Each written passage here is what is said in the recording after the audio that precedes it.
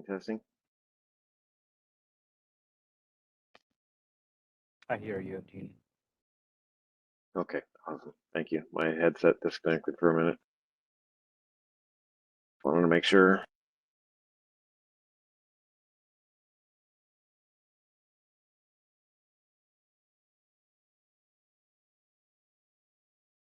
All right, Kimberly, you're unmuted. Good morning. Can you hear me? I can hear you well. Okay, great. Good morning. Good morning. Okay, so I've joined on my iPad using my personal email account. I just saw your text message about the new password, so I'm going to give that a try, see if I can get in. Okay, I wouldn't touch anything. You're good for now. Looks like I was able to promote you to panelist. So just let's maybe keep it as it is. Dean will run the presentations. I'll do the user support. And I'm trying to get the video streaming to begin to YouTube. Okay. Sounds good. And Thank if anything, feel free to send the users to me if you need support. Okay, I can see we have two. I see Andrew and Shauna are both in. Hey, Andrew and Shauna, can one of you try raising your hand? I want to make sure that I'm able to see it on my end. Andrew raised. I see it. Oh, perfect. I see it too. Okay, that's great. Okay, I will call the names for Linda then. So do you want me to promote them at certain point, or should I just unmute them? Yeah, you'll just unmute anybody who has their hand raised. Okay. And then start the clock for them. Are Andrew and Shauna supposed to be panelists or just attendees? Andrew will be a panelist later, and so I'll send you that little list with the page numbers and then the people to promote for the panelists as well. Sounds good. Okay. Okay. Okay, I'm gonna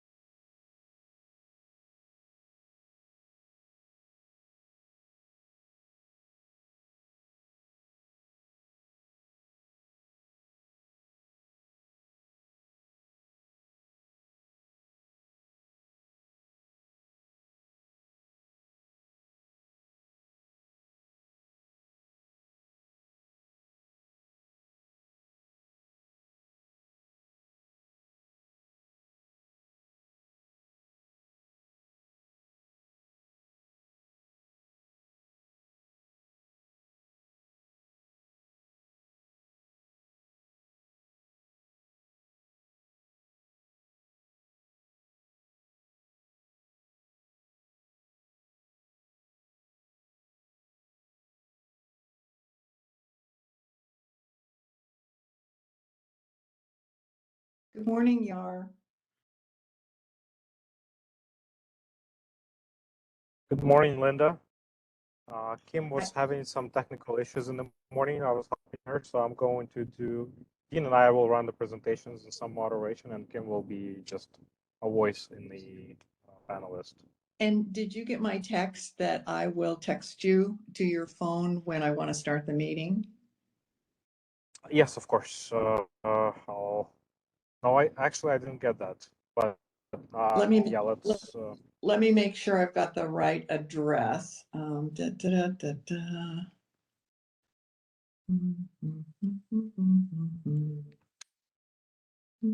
right. I'm trying, let's see, contacts.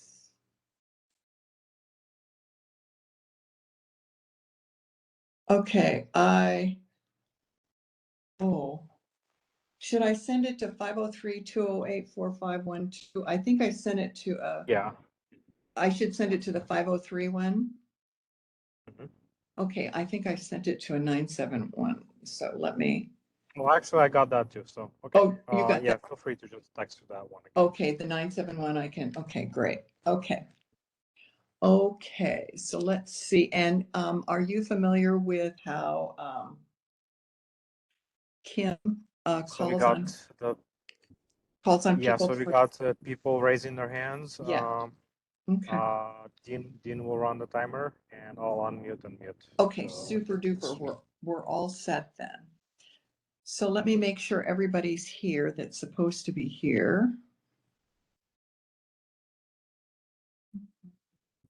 We've got Thomas Kim.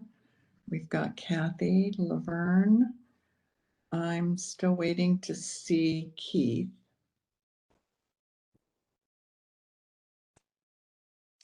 Keith.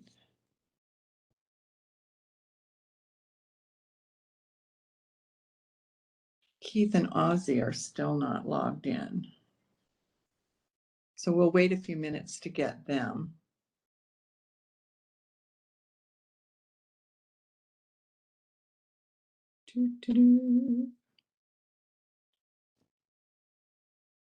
We just had Ozzy with us, so he should be getting in soon. Linda, while I was logging in, I had a message that the network was unstable and it took a little time to log in. Oh, okay. And that's why Kimberly we're working with Yar this morning because Kimberly is on phone, but not on system. Yeah, thank you, Lori. So, Kimberly, are you able to reach out? Let's see. Are you able to reach out to Keith? Yes, I'm. No one reached out. There To me. There you are, but you're not in. Yeah, it took me a minute to get on. Oh, there you are, Keith. Okay, super. So we're all here. Ozzy's here. We're all here. Okay, great. So, Yar, go ahead and Just start. FYI, Uh-huh. our YouTube streaming is not working today. I didn't have time to set it up. All the other technical issues we were trying to resolve. So, but it's recording, and we'll post the recording after it's been saved. Okay, great. Thank you. So, Yar, I'm ready to begin. All right, we can begin now. Okay, great. Good morning. I'm Linda Simmons, and I'm the TriMet Board President. And I want to welcome you to today's meeting of August 10th, 2022. Thank you so much for joining us online. As you can see, we're meeting virtually again this week due to increased cases of COVID. I appreciate everyone's flexibility during this time. And this morning, as always, we will begin with a public forum. The public forum provides an opportunity for the community to share thoughts, concerns, feedback about TriMet and our services. We ask anyone who would like to provide comment today to please use the icon on your screen to raise your hand, and we will call on you. We do ask that you limit your comments to 3 minutes, and so we'll go ahead and begin. And I'm going to ask Yar if anyone has raised their hand to call the first person. Good So morning. Kimberly, Yes, thank go you. ahead. President Simmons, we do have two people who have raised their hands to speak today. Our first speaker will be Shirley Block. Oh, great. Thank you. Well, good morning, Shirley. TriMet board members and Mr. DeSuze. How's everybody doing? I would like to say I want to appreciate the good relationship that we have building with TriMet now. It has changed tremendously with the employment of new management division. And I'm speaking of Mr. DeSuze taking his position, Nate Holden taking his position, has actually made this whole new relationship more smoother. And with the rollover of the contract, it gives us plenty of time to actually think about 2 years from now what we are going to do in the future. The safety of the operators. I was on a call yesterday with Jeremy in the maintenance department, talking about how to get the shields, get money for the shields for the bus operators to improve them. I mean, it's just such a breath of fresh air to sit before this board now to speak on a positive side rather than bumping heads and just all the scrutiny that's going on. And I want to look forward to many more years of doing this exact thing. It's huge out there what's going on with the world now, how people's minds are just always an assault that's going on. When I pick up my phone, I get these text messages where operator or service worker or somebody, one of our members, your employees, have been assaulted. So I want to say thank you to Jeremy for reaching out to me yesterday, taking the time to say, Shirley, this is what I'm doing. Is it okay if I use your name to say we are in this together? And it's just heart-wrenching for me to say, thank you, Jeremy, for doing this for our members. Supervisors getting hit over the heads and stuff when they're trying to do their jobs. It's hurtful. And I want this board to know that ATU stands behind TriMet, trying to make anything safe for all of our members. How we appreciate the extra effort going on board. And thank you, Sam, for what you're doing for this organization. I really have confidence that we can once again move to the but transit and take it away from C-Tran. You know, I had to get on Sean. But again, thank you guys. I really appreciate this. Being number one to speak is so huge to me because I have another engagement that I must go to. But again, thank all of you for stepping forward, helping our members and making a safe place to good. Because this rollover contract, we had the most amount of members to vote in the history of TriMet.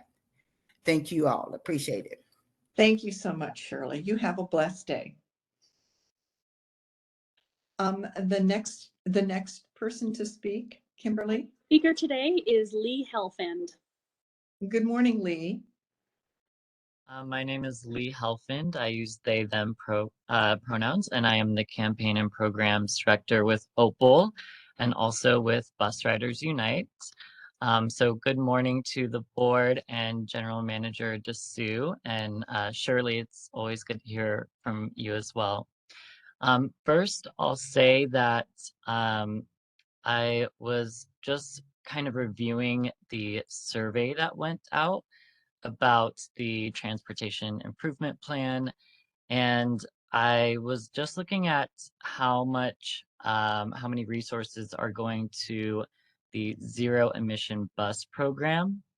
And while we are definitely supportive of any way that we can reduce our collective impact against any environmental injustices, and we really appreciate that framing, it's also important to name that through electrification and the build out of this infrastructure, it means that a lot of other resources cannot go to other important programs and other important pieces of the budget.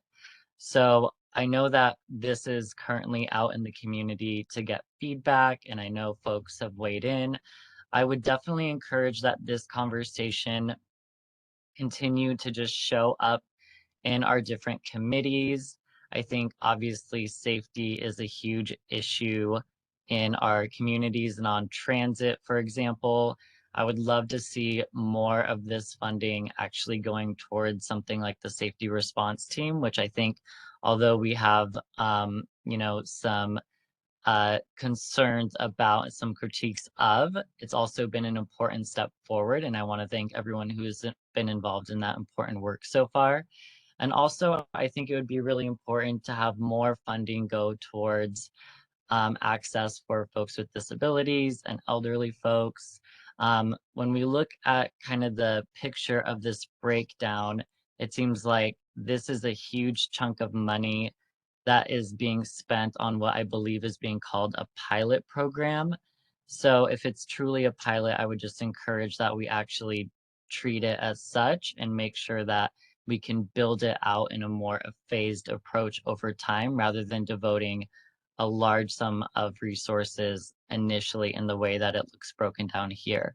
And I know that because this is going out for community input, I'm not sure all of our community is actually aware of how electrification has been prioritized. But if you do a quick Google search around the inequities that are being built out around electrification, you'll see some of these critiques coming up. Thank you. Thank you, Lee. Kim, is there anyone else wanting to speak? No, that concludes our list of speakers for this morning. Okay, let me just comment for the board's benefit. What Lee was talking about is a community survey having to do with a proposal from the Transit Advisory Committee in terms of a recommendation to the state and how to use the next 2 years STIF funding.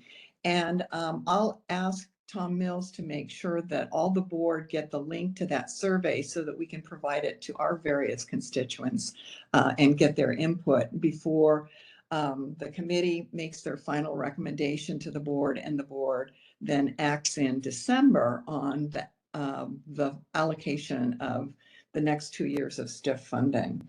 So with that explanation, I will close the public forum and open the business meeting. We always start with board reports, and we actually have 3 this morning.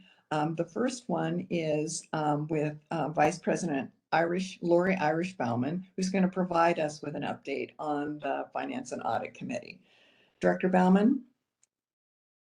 Thank you. Good morning, everyone. The Finance and Audit Committee met this morning, and here is the report on the 3 items that were on the agenda. First was a House Bill 2017 update.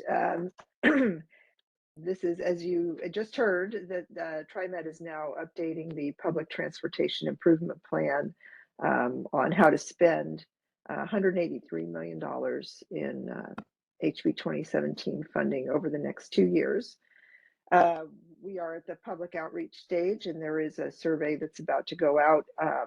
And Tom Mills showed the members of the committee the proposed allocation of the funds, and it did include the zero emission bus program, the low income fare program, and regional transportation coordination.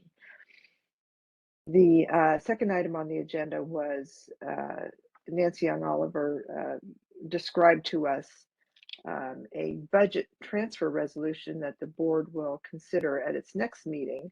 And in that resolution, there will be the board will be asked to approve changes related to the structure of the Office of Inclusion, Diversity, Equity, and Accessibility. So stay tuned for that, board members, next month.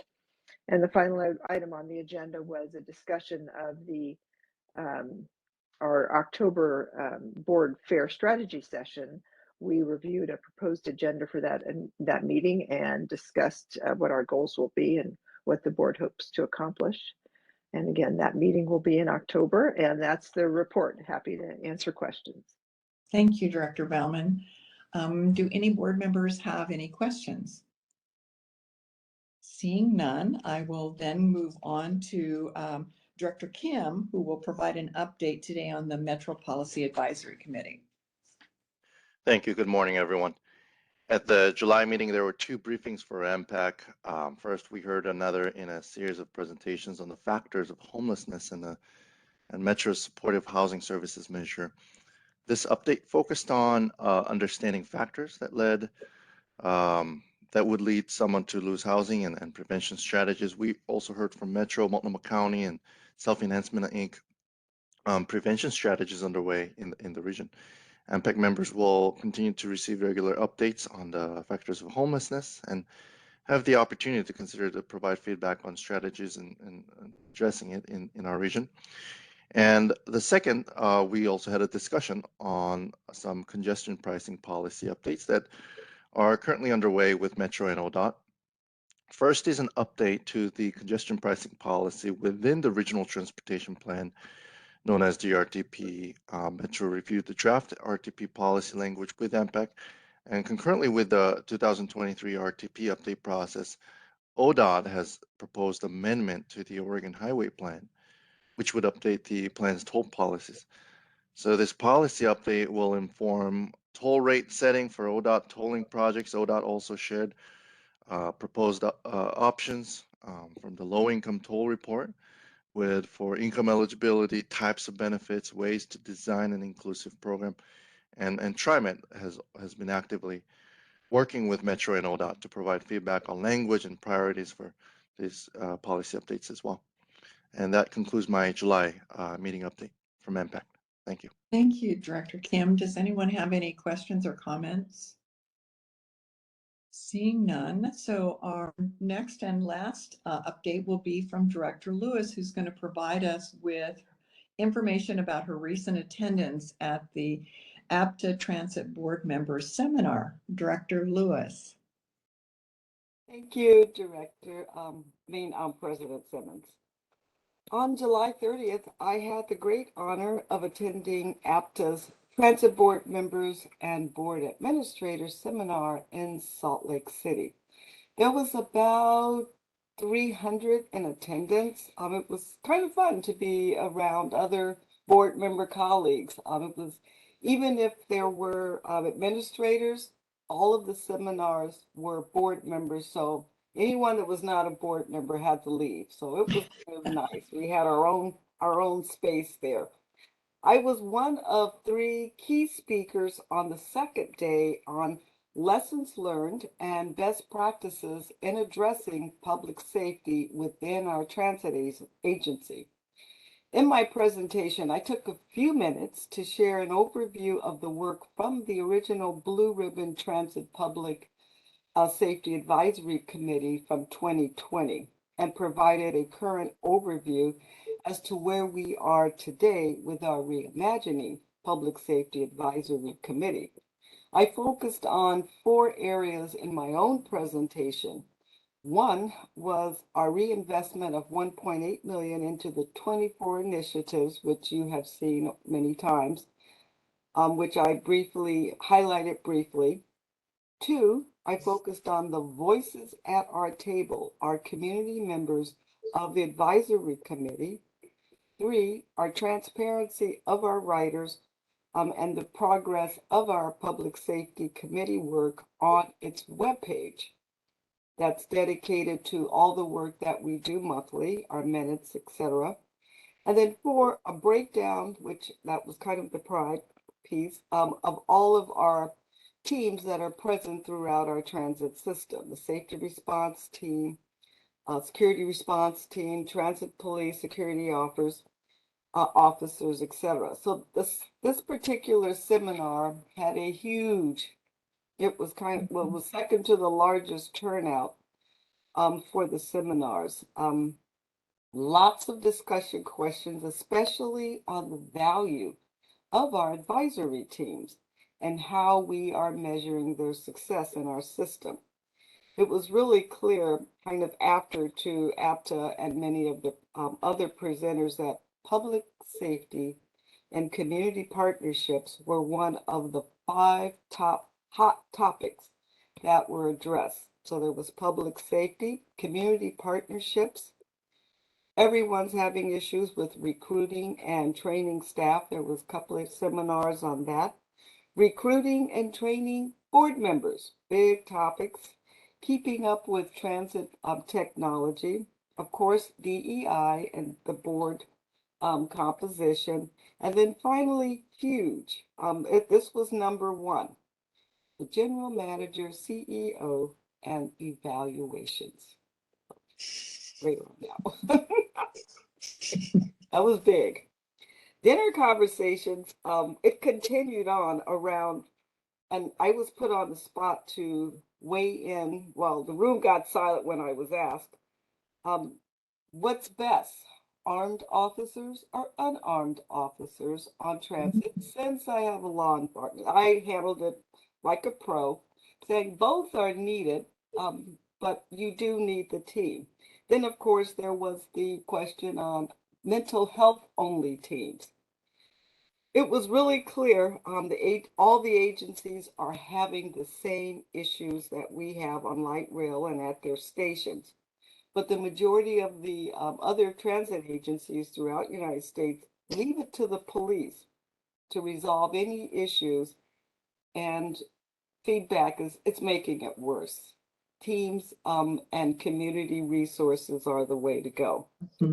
We at TriMet were commended by our colleagues by not only talking about public safety. I mean, I reminded everyone when I had my chance to talk, I had only heard the words public safety 2 times in 2 days, and that it was no one wanted to talk about it. So they commended us on actually having it as a topic on our board, and how we have moved the community into the presence to work and sit on advisory committees, and then a way to help and find solutions, especially through our initiatives.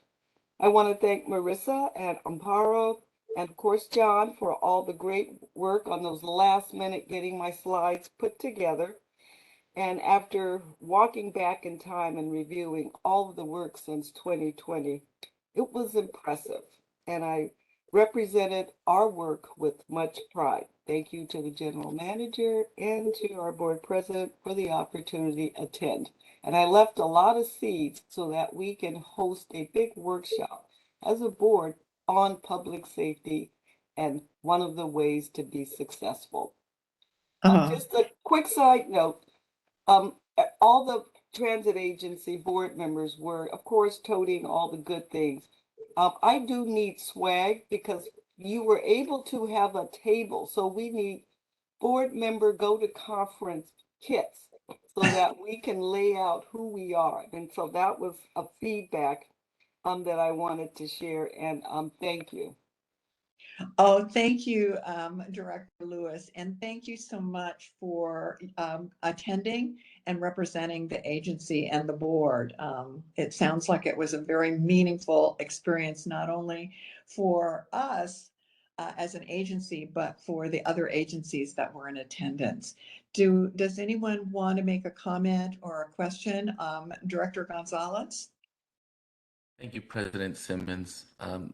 Well, Director Lewis, really appreciate your rundown of those activities. I'm still feeling FOMO that I didn't get to attend and enjoy your session in real time with others. And of course, to get up to speed on all things transit conversations. But I really do want to emphasize, how much I appreciate your participation at that conference, in that conversation, at that session, and especially your perspective as you're sharing today as well about making sure that it's not just one tool that we use for public safety.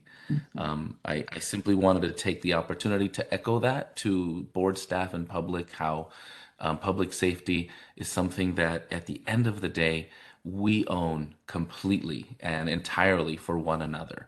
From the way we design our buses and our bus shelters at the early side to how we show up and utilize the system and leverage one another and our ability to communicate with phones and with each other to make sure that public safety and responsible use of the system is something that we are all a part of. And of course, our agency is working to make sure that every tool under the sun is available for our users so that public safety is something that can be addressed in real time. So I really want to thank the community for coming forward and helping us have this conversation, and to you once again, Director Lewis, for showing up and representing us so well. Thank you. Anyone else? Seeing none. So thank you again. We will now move on to the general manager for his monthly report. General Manager Dessou. Thanks, President Simmons. Good morning, members of the board, staff, the public. Thank you for being here with us this morning. This morning, we'll be sharing timely information on two items. One, the Division Transit Project and the excitement that's building around the launch of our first frequent express bus service, or FX, which you will hear. And you see the nice pen over here on my shoulder here. And then finally, I will introduce a new member of our executive leadership team. First, I'll start off. Today is August 10th. That puts the launch of our new TriMet FX, or frequent express bus service, just 39 days away. And by the time we all meet back here late next month, our FX2 division line, our big new green buses, will be rolling between Gresham and downtown Portland. The Division Transit Project laid the foundation for our FX service along this dynamic and diverse 15-mile transportation corridor. FX will be a new and better bus service with bigger buses, streamlined stations, transit priority lanes and signals, and key locations that will move more people faster and efficiently. As the general manager, I want to just take this opportunity to say thank you to everyone who came together to make this project, the Division Transit Project, a success. So thank you all for doing that. Leaders of Metro, Portland, Gresham, Multnomah County, and the state of Oregon, along with our staff, small business owners, community members, and neighbors, all of you played a pivotal role in making this a success. So thank you, and I mean it very seriously and sincerely when I say that we could not have done it without you.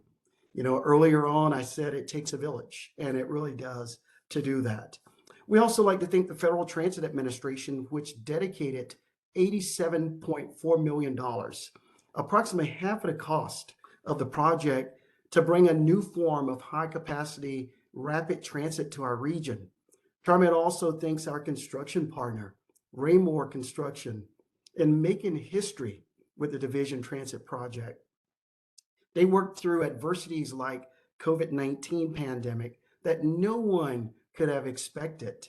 Yet Raymore, with their 20-year history of work with TriMet and their commitment to supporting local people in the places that they call home, never wavered. And they delivered the project on time as part of the largest contract ever awarded in the state of Oregon to a certified minority-owned business. So the finishing touches are being done on DTP. They will continue leading up to the official opening of the FX2 division service on Sunday, September 18th. The day before, on Saturday, September 18th, I invite the board and members of the public to join us for our FX2 division grand opening celebration. The celebration will run from noon through 5 p.m. along Division Street.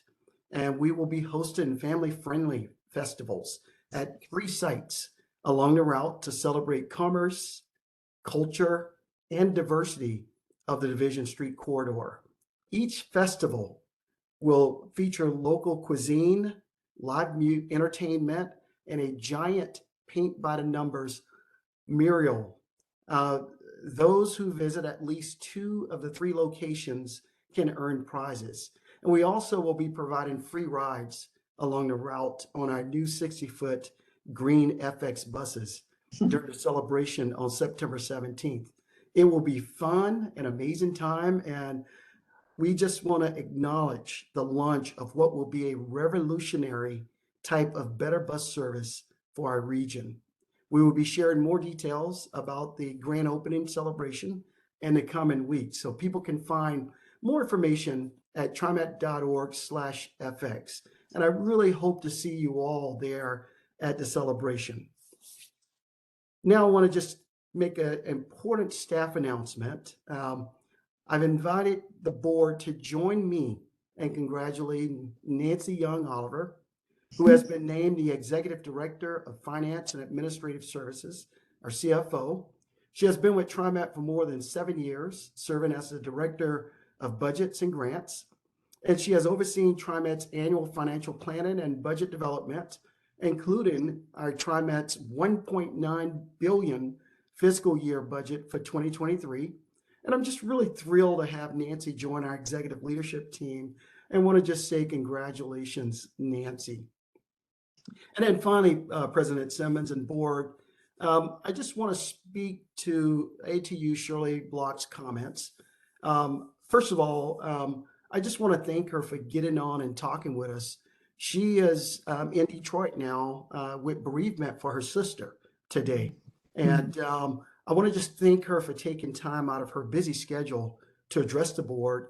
And then secondly, I want to acknowledge exactly what she said. We have worked incredibly hard to rebuild our relationships, and it is telling in the vote, the 67% approval for this rollover contract that the board will consider in just moments. So I'm so proud of the TriMet team, Kim Sewell, Nate, all of the labor relations personnel, all of our staff, Bonnie Todd and her staff. They've really rolled up their sleeves and really listened to what the needs are. So I'm grateful for our relationship with President Block and her leadership. So I just want to thank her and the ATU. And then lastly, Lee, thank you for coming here and really bringing those great comments that you brought to us. As President Simmons said, we are allowing stiff funding to our goal of having a zero emissions fleet by 2040. And it does mean trade-offs, but we're committed to doing our part for the environment, for a cleaner air for the Portland region. And I would just note that the pilot stage of this effort is over, and that we are moving full steam ahead as we just put in an order of 24 long-range electric Gillick buses. So thank you, Lee, for your comments, and I truly appreciate them. And with that, President Simmons, that concludes my report. Thank you, General Manager Dessou. Does anyone want to ask a question or make a comment? Director Gonzalez? Thank you. Sorry, all of a sudden I'm gregarious today. I thanks for the updates. I'm so excited for the FX division line opening event, and congratulations to capital improvements, to the community engagement staff, to the planning staff. This is the culmination of I'd say the best parts of all of the agency. This is such a momentous occasion for transit service, for equity and procurement.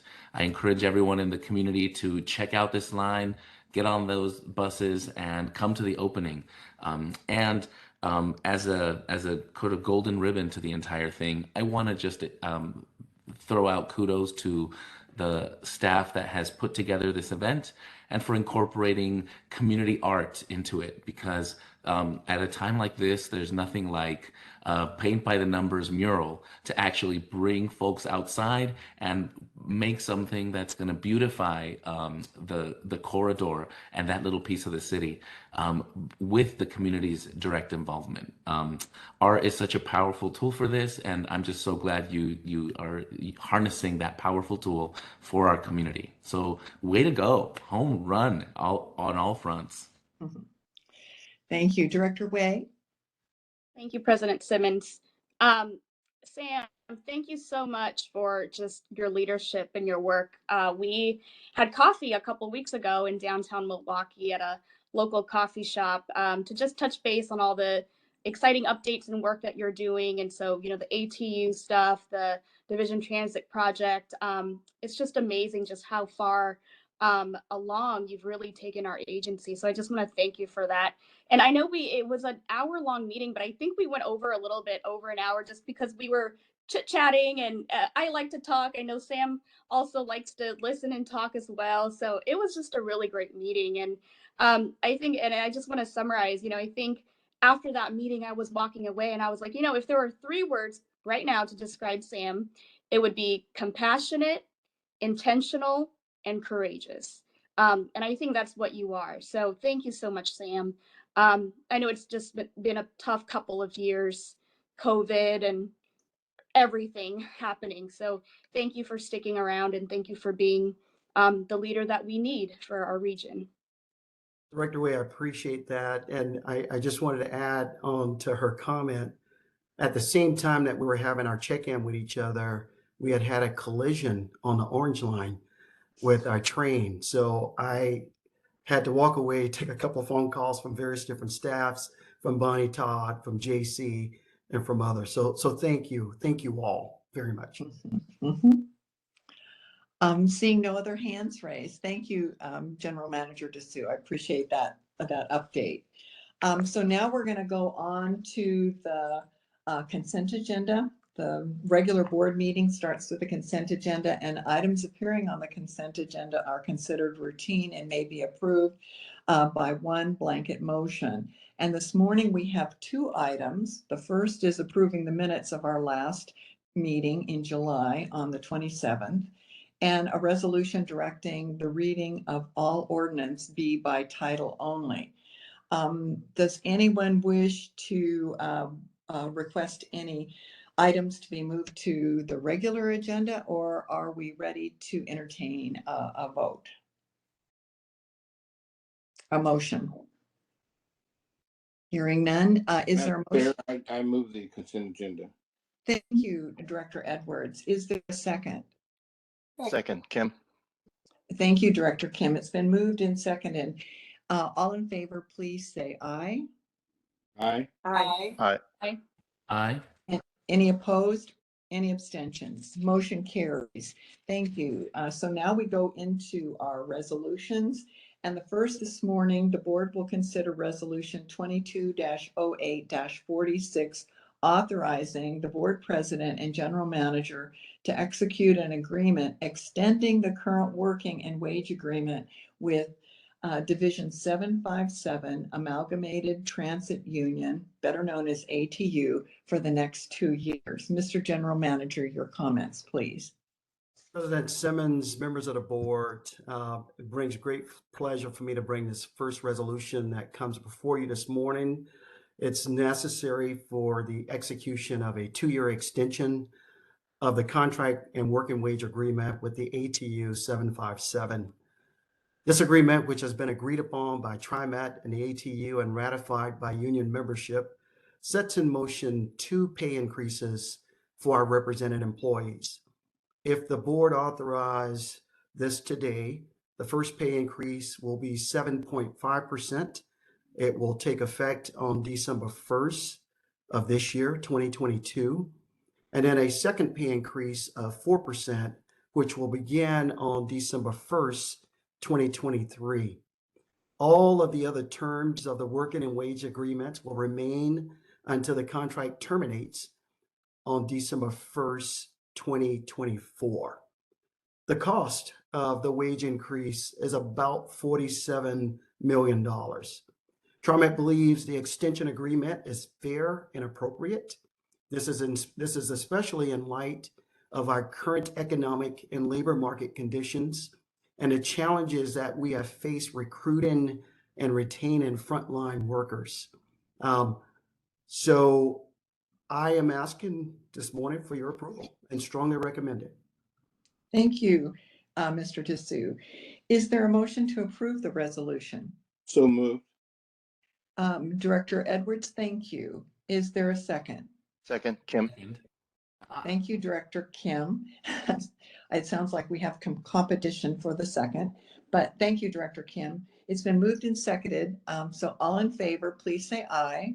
May I have some? Any discussion, President Oh, I'm Simmons? sorry. Discussion. Yes, Director Edwards. Thank you very much. I I tend to get a little emotional on this particular topic, and I really applaud General Manager Dessou and the work that he's done, because he went right to work before he even became the new general manager. And he's worked hard on this. He's been intentional about it. And it certainly makes a huge difference in not only the relationship with the workers at TriMet, but it makes a huge difference in our whole environment and to the public as well that we serve. And I can't thank the general manager enough for all that he's done to make this happen and working with President Block. Thank you. Mhm. And Director Gonzalez, did I hear your voice? I just didn't see your hand raised. Um, I just wanted to make sure we didn't overstep the opportunity to discuss because I know how important this topic is to Yes. Director Edwards, and I simply want to say ditto. This is great. Right, right. Yes. Thank you. Thank you. Anyone else? Seeing no other hands raised. Actually, sorry, Linda, I didn't Okay. raise my hand fast enough. Okay. I just wanted to, Director Bell. yes, thank you. I just wanted to join in and say this is a great result for everyone associated with the agency. So thank you so much to Sam and the staff and to the ATU for reaching this agreement so promptly. Yes, yes. Anyone else? All right. Well, sorry for trying to run through the agenda too quickly. So are we ready for a vote then? All in favor, please say aye. Aye. Aye. Aye. And opposed? Abstentions? Hearing none, the motion carries. Great. That's a super thing. Thank you.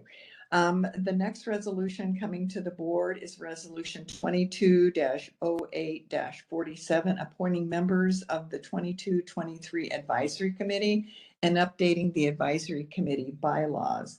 Mr. General Manager. Thanks, President Simmons. Members of the board, in addition to approving the appointment of members to the Transit Advisory Committee, this resolution requests board approval of committee bylaws, amendments to the bylaws. So specify the number of terms advisory committee members may serve, update the number of rider representatives that serve on the committee, and satisfy a request by ODOT or Oregon Department of Transportation to include more specifics about the committee's duties and decision-making processes. The proposed members for the committee are listed in your board packets in Exhibit A. The Keep Oregon Moving Act, which was adopted as state law in 2017, requires the board action on these items, and your approval is recommended. Thank you. Is there a motion to approve this resolution? So moved, Kim. Thank you, Director Kim. Is there a second? Way second. Thank you, Director Way. It's been moved and seconded. Does anyone wish to make any comments? Director Edwards, you have your hand raised. Is it still for this one or the last one?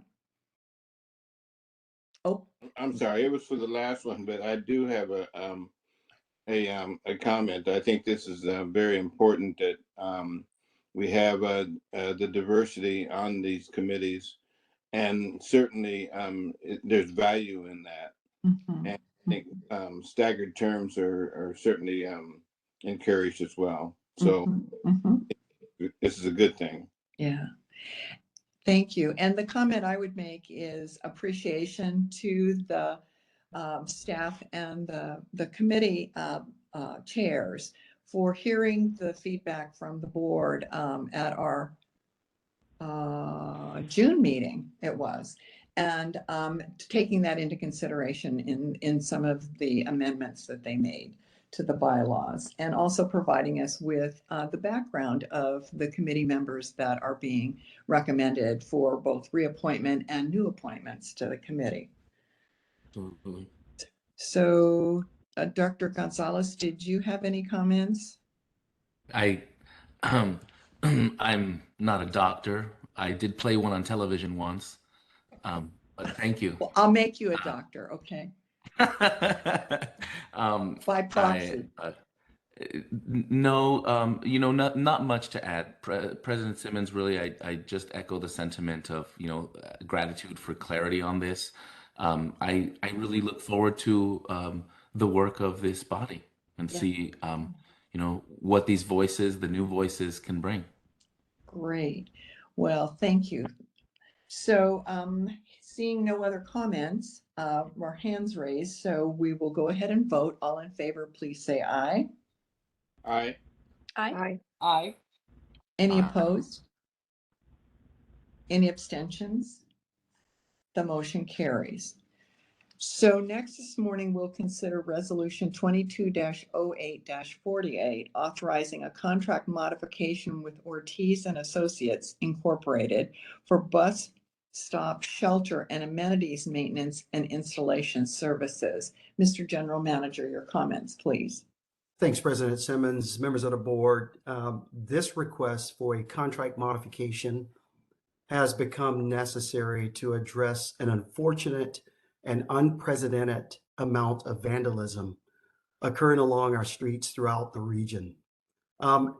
As with some storefront windows and other items in public spaces, our bus shelters and the amenities contained in them are being damaged at a disturbing rate. TriMet estimates about a 400% increase in vandalism resulting in damage or destroyed bus shelters since Ortiz took over the maintenance contract back in 2018. So combine that with the skyrocketing costs associated with replacement glass, paint, and general refurbishment, we've exhausted the initial roughly $2 million value of the contract. So the modification will increase the contract authority by $1.5 million to allow Ortiz to continue repairing these types of facilities that our riders count on. It will also fund for the anticipated maintenance for the shelters and the amenities along our new FX division line through the end of the contract, which expires in March of next year. The funding is included in the facilities maintenance division operating budget for FY23 and will be paid for with local funds. Ortiz is a small firm with 7 employees. It is currently undergoing recertification as a DBE and intends to self-perform all of the work. And I request your approval. Thank you. Is there a motion to approve this resolution? So I so moved. move. Well, let's see. Who wants to claim the motion? Age before beauty. Oh, okay, Director Keith. Director Well, Keith Edwards. I'm not going to Oh, argue with you. okay, so is there a second? Second. Okay, Director Gonzalez, it's been moved and seconded. Does anyone wish to make comments before we vote? Director Lewis. A quick comment for General Manager. What is DBE? You said they're waiting recertification. I was just curious. Yeah, it's a disadvantaged business enterprise. Oh, So okay. just been recertified. Okay. So I didn't know there was, what's the certification period?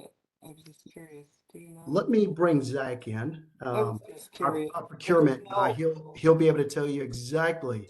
Okay, that's what's good to going on. know that you do have to requalify. It's not a one and done, especially in that area, but I did not know that. Zach, are you there? I am here. Good morning, members of the board, President Simmons.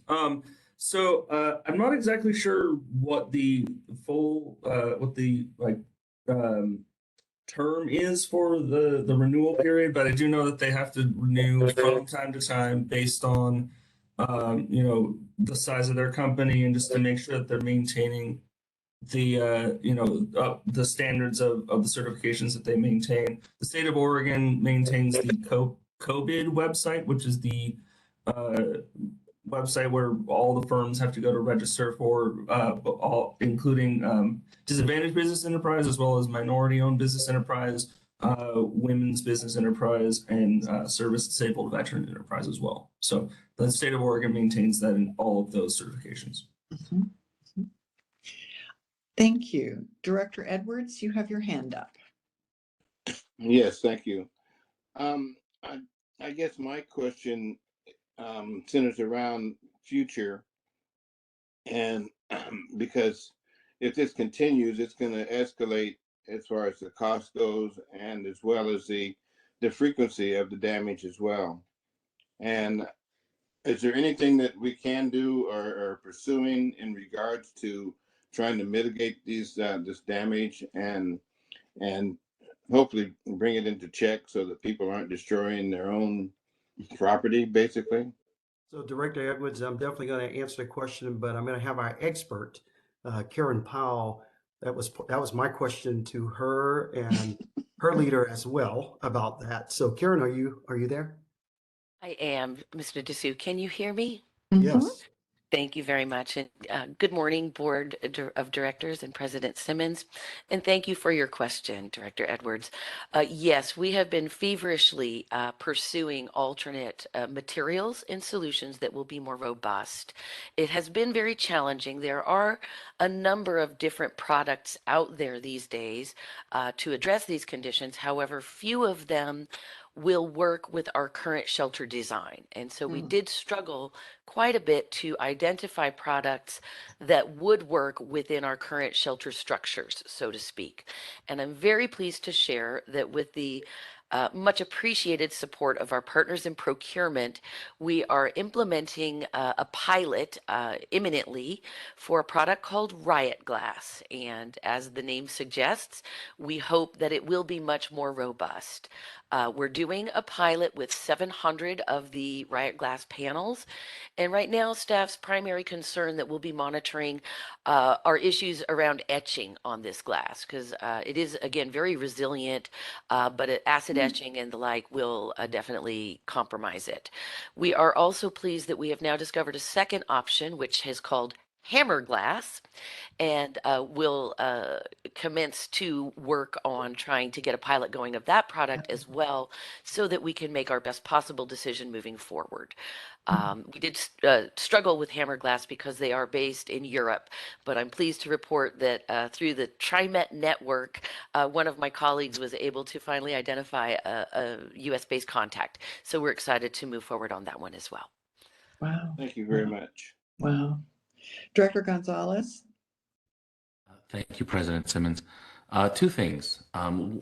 First and foremost, to the board, for those, the question on DBE from Dr. Lewis is a great tidbit for any one of us on the board to be familiar with. And I encourage you, if you haven't already, to reach out to our team to get a board education session on our procurement and our equity and inclusion work. They talk about the DEBE program. They talk about how our procurement looks at that. And I highly encourage you, because with all the money that we spend, seeing how our team is evaluating the community benefit of businesses through using and contracting with DBEs is such a great part of our work. So, you know, if you're not already familiar, I highly encourage you. And two, to the public, to the city, to Portland at large, and I'd say to the TriMet system users. Goodness, Riot Glass, Hammer Glass, I would so much rather be spending our money on service, wouldn't you? I really appreciate our team in trying to figure out these problems. I much more wish we didn't have these problems. Please help us out there in the community to maintain a clean, robust, safe system. I couldn't emphasize that enough. Yeah, thank you. Well said. Seeing no other hands raised, we'll move forward with the vote. All in favor, please say aye. Aye. Aye.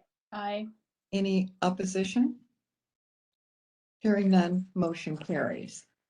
And now the board will consider resolution 22-08-49, authorizing a contract with Columbia Pressure Washing LLC for the FX2 Division Bus Shelter and Platform Cleaning Services. Mr. General Manager, your comments. Thanks, President Simmons.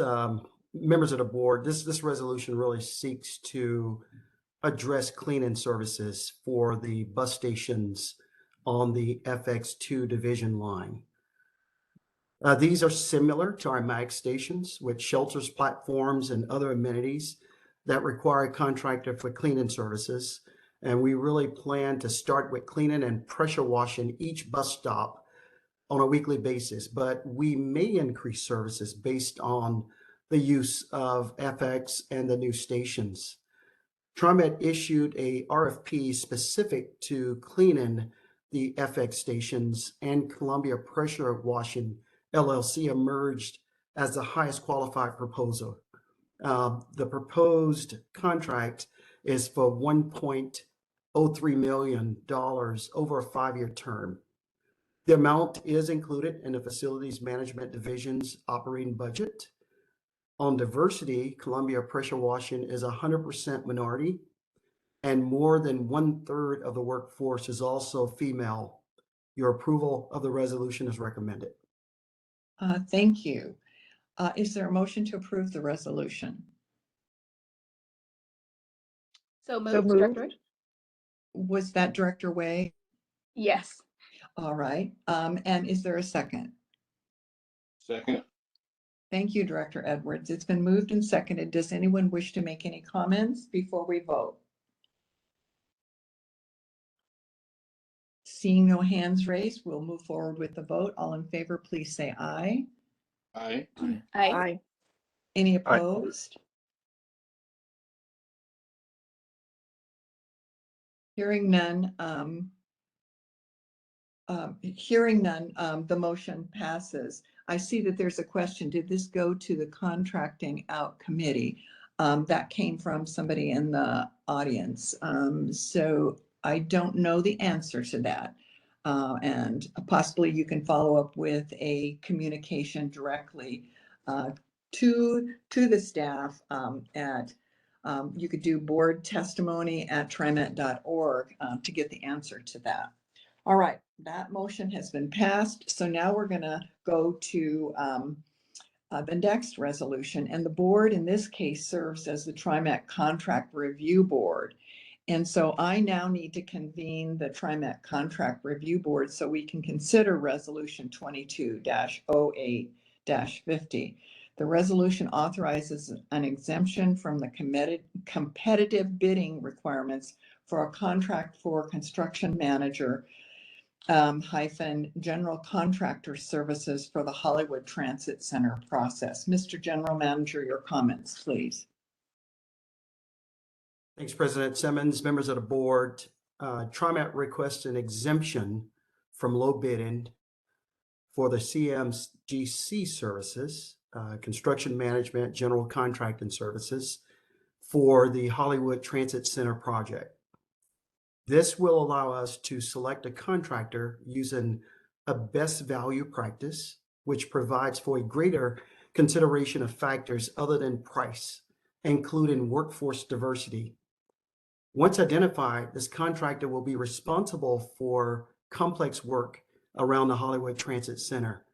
That includes replacement of the existing ramp and stairs, construction of a new plaza, and bus stop relocation, as well as support for activities associated with the housing development plan for the site.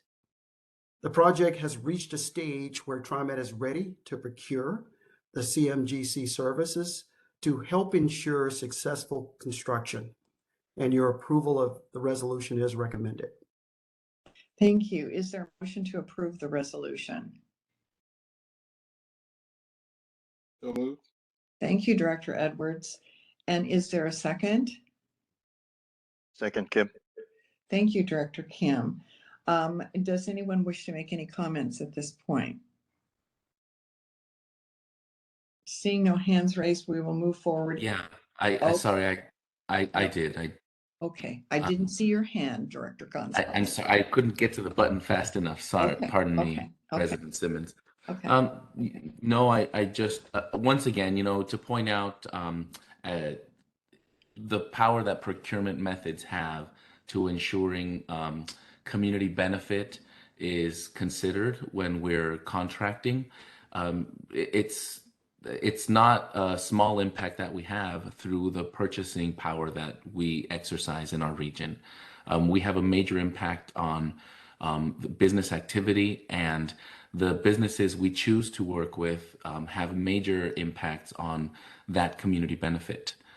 So, these types of procurement channels allow us to help bring greater value into the lens of these procurement decisions. So again, I want to commend our procurement staff to Les and their team for being able to look at purchasing decisions in the lens of how we can maximize the benefit. And it's not just the infrastructure we build, but the way in which we can invest in our community while we're building that infrastructure. So, thanks again. Again, commending you. I look forward to seeing the results of this in our contracting and our subcontracting and in our community benefits. So thanks a lot. Thank you, Director Gonzalez. Anyone else wish to make a comment? Seeing no hands raised, I will move to the vote. All in favor, please say aye. Aye. Aye. Aye. Any opposed? Motion carried, or I don't hear any abstentions either, I guess. Motion carries. I'm now going to adjourn the meeting of the TriMet Contract Review Board and reconvene the TriMet Board of Directors meeting for our last item. We do have an ordinance to consider this morning. This is the first reading of Ordinance 368, and it's regarding updates to chapters 18 and 19 of the TriMet Code, which involve fare. I'll ask General Counsel Shelley Devine to read the ordinance by title only. Thank you, Madam President. Ordinance number 368 of the Tri-County Metropolitan Transportation District of Oregon, amending and updating TriMet Code chapters 18 and 19. As you noted, this is the first reading and public hearing. Thank you. Before we hold the public hearing, Mr. General Manager, your comments on this. Thanks, President Simmons, members of the board. If passed by the board, Ordinance 368 will provide important updates to the TriMet Code. The changes include as follows: an update to the definition of the term service change, an update to the way TriMet considers public comment for service and route changes, an update to describe how TriMet relies on Title VI analyses and service and route changes. The ordinance also puts into place recommendations by the Federal Transit Administration, which require TriMet to adopt procedures that inform the public of our use of Title VI equity analysis when modifying routes and fares. It should be noted that the FTA requirement is procedural. Thank you. All right. Now we will hold a public hearing on Ordinance 368. Is there anyone who did not speak during the earlier public comment period and would like to testify about this ordinance? If so, please use the icon on your screen to raise your hand and we will call on you. So now I will ask, has anyone raised their hand to speak to this matter? President Simmons, I am not seeing any hands raised. All right, thank you. So that concludes our resolutions and ordinances. As you know, we're not voting on this today. As there are no other business before the board, I will adjourn the meeting, and our next regular scheduled board meeting is Wednesday, September 28th. We have a packed agenda for today's board briefings, but today we're going to get updates on the safety and security, the business plan, as well as to see results of TriMet's attitudes and awareness survey. This is the first time that we've had the survey conducted in 4 years. But before we move into the briefings, let's take a short break. Come back in 10 minutes. Let's say come back at 10. It's 10:03 right now. Come back around 10:15. Be sure to mute your mic.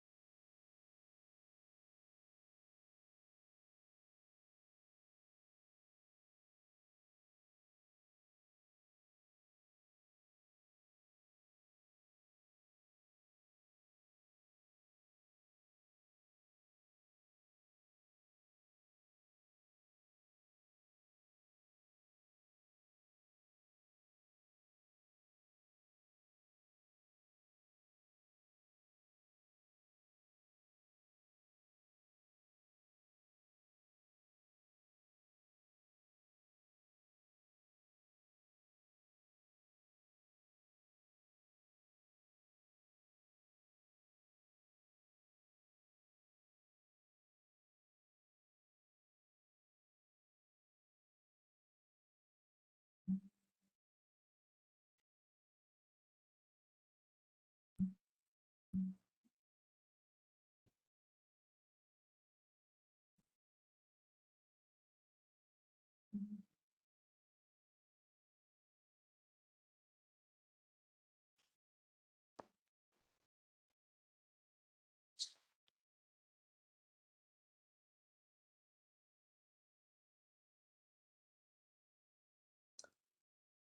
okay. It's okay.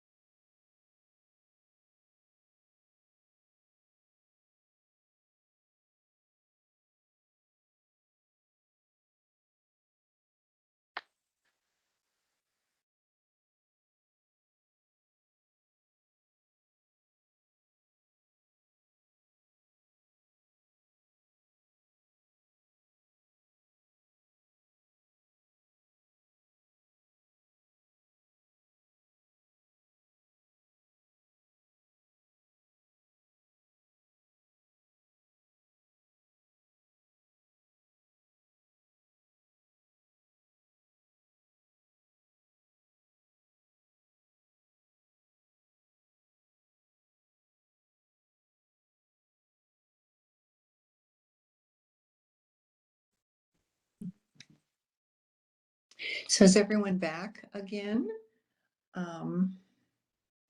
Waiting for Director Way and Director Gonzalez Here. Present. There you are. Great. Okay, we're all present. So welcome back, everyone. This morning's board briefings will cover quite a bit of ground, as I mentioned. We're going to be hearing updates from the staff on the 2022 Attitude and Awareness Survey, the Safety and Security, and the business plan. So we're going to begin right now with the annual Safety and Security report from Executive Director of Safety and Security, Andrew Wilson. Welcome, Andrew.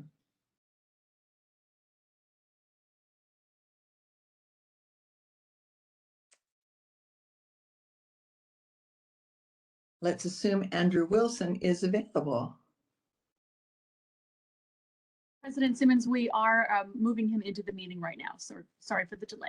Oh, that's okay. Thank you so much.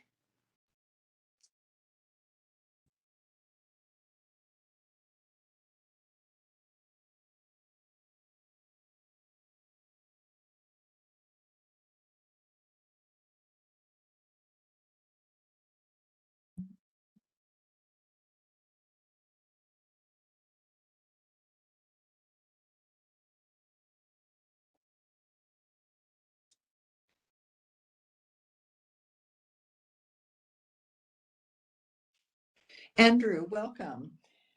I've given the introduction to your report, and we're looking forward to hearing your annual safety and security report.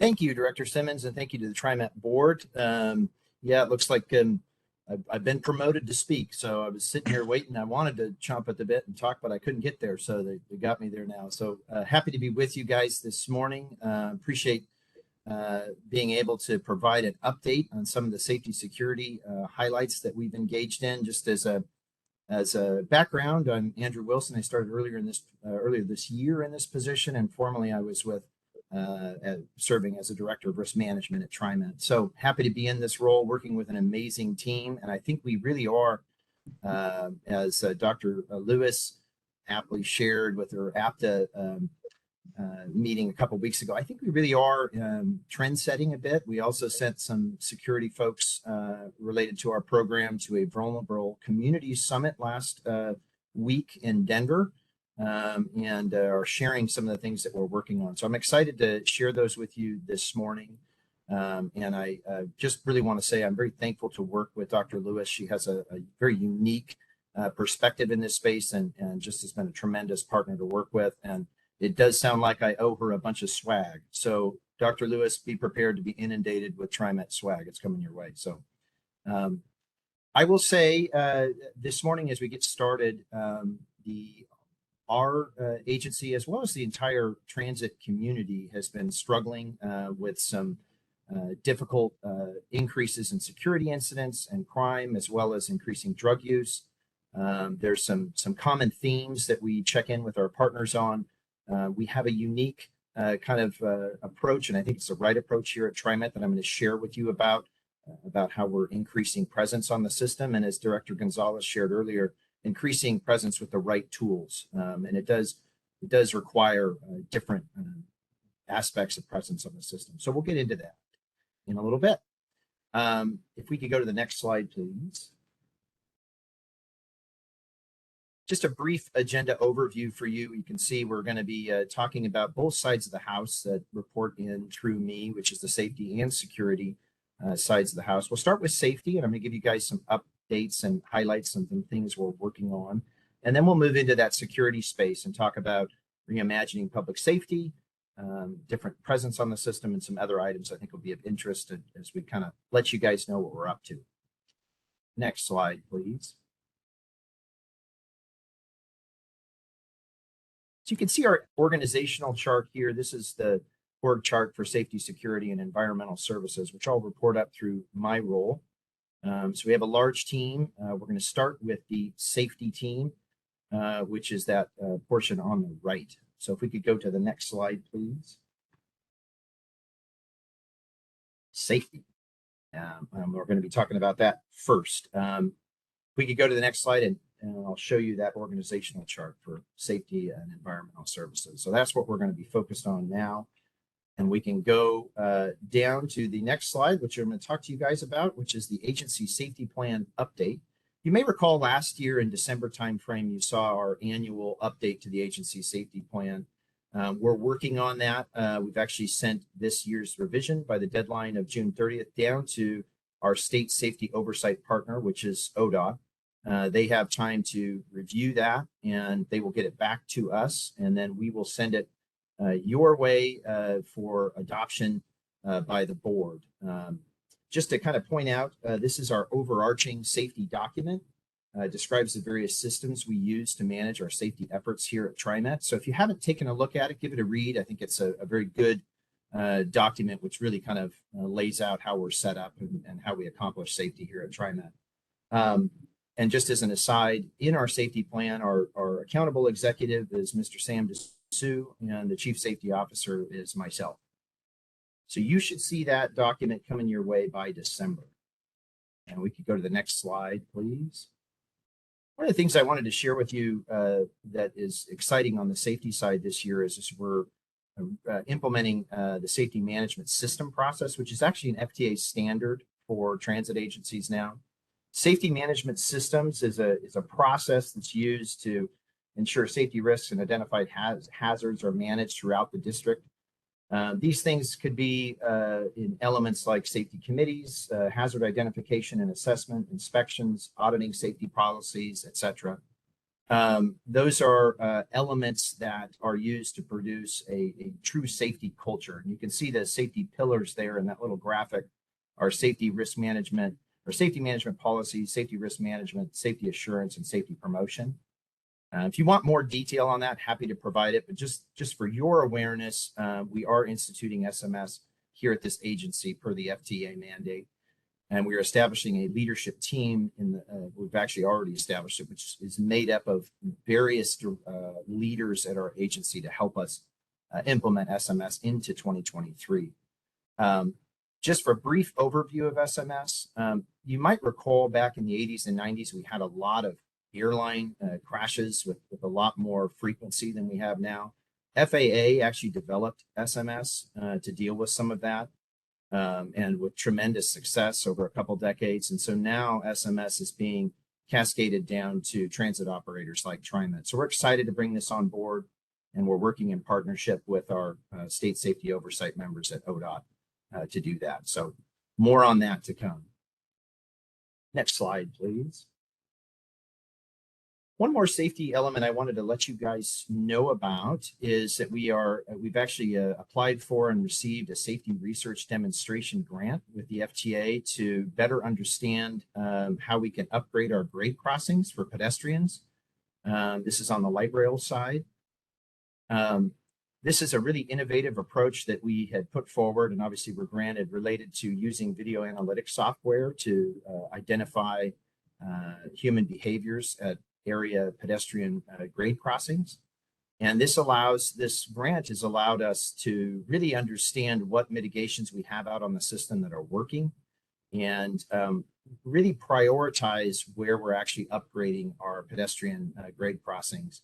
I say that because most of the time agencies, what they do is they upgrade the oldest to the newest on a schedule like that. This allows us to actually take a look at which ones need upgrade based on the mitigations available and the human behaviors that are occurring on those sites. So it's very innovative. The FTA is very excited about it, and we'll be working through that over the next several years and providing updates to folks like the Crash Committee, et cetera, on this work. So just wanted you guys to be aware of that, and appreciate that. So we'll move on to the next slide. I'm going to be moving now into the security side of the house, which I've got an org chart just after this slide, which will kind of show you kind of where we're at from a security standpoint. So we could go to the next slide, please. So this is the security setup for TriMet. And I bring this up because, and I alluded to this before, we've been facing a lot of significant challenges over the last several years related to declining numbers of law enforcement personnel, increased drug use, behavioral health issues, and an overall decline in ridership. And thankfully, we were while this was going on, we were engaged in a really robust reimagining process, which I think has really put us ahead in terms of how we can address some of these issues. And I'll talk about that a little bit later in the presentation. But before we discuss some of the specific ways we've responded to our challenges, I wanted to share some real-time feedback from ridership as well, which we'll get into. I'm going to steal a little bit of JC's thunder, which he's aware of, but I'm going to share on a couple of questions from the Attitude and Awareness Survey too. But there will be more shared with you regarding this survey during his brief out a little later. And if we could proceed to the next slide. So this is what our writers are telling us right now. I've got a couple of slides related to, the response to the survey. And as you can see from the survey, improved security is listed as the top concern for our riders, and improving security is the #1 reason that will cause people in our community to ride more often. That's what this question was really at. So just keep that in mind as we kind of proceed through. We can go on to the next slide. One more slide from the Attitude and Awareness Survey. This slide speaks to what may cause riders to ride the system less in the coming year. And rider behavior is a clear #1 when presented this way. So we're seeing a clear indication from ridership that they would like to see improved security outcomes on the system. And it's up to us to sort of solve that issue. And so I'm going to talk about that through the rest of the presentation in terms of some of the initiatives that we're working on. But before we do that, I'm going to spend a little time on where we're at with Reimagine. So if we could go to the next slide, please. I went ahead and put up some of the participating members. We heard a little bit on Reimagine from Dr. Lewis earlier too. These are some of the important area organizations that contributed to our Blue Ribbon review process back in 2020, which identified clear initiatives for us to sort of work towards to improve security and make the system safer for all of our riders. And I think this work, I mentioned this earlier, but this work has been very important for us because as we think about how we approach reimagining public safety following COVID, given some of the issues, we have a lot of real clear direction coming from some of these Reimagine initiatives. And I'll talk a little bit about that. We're going to give a more full update on Reimagine in the coming months.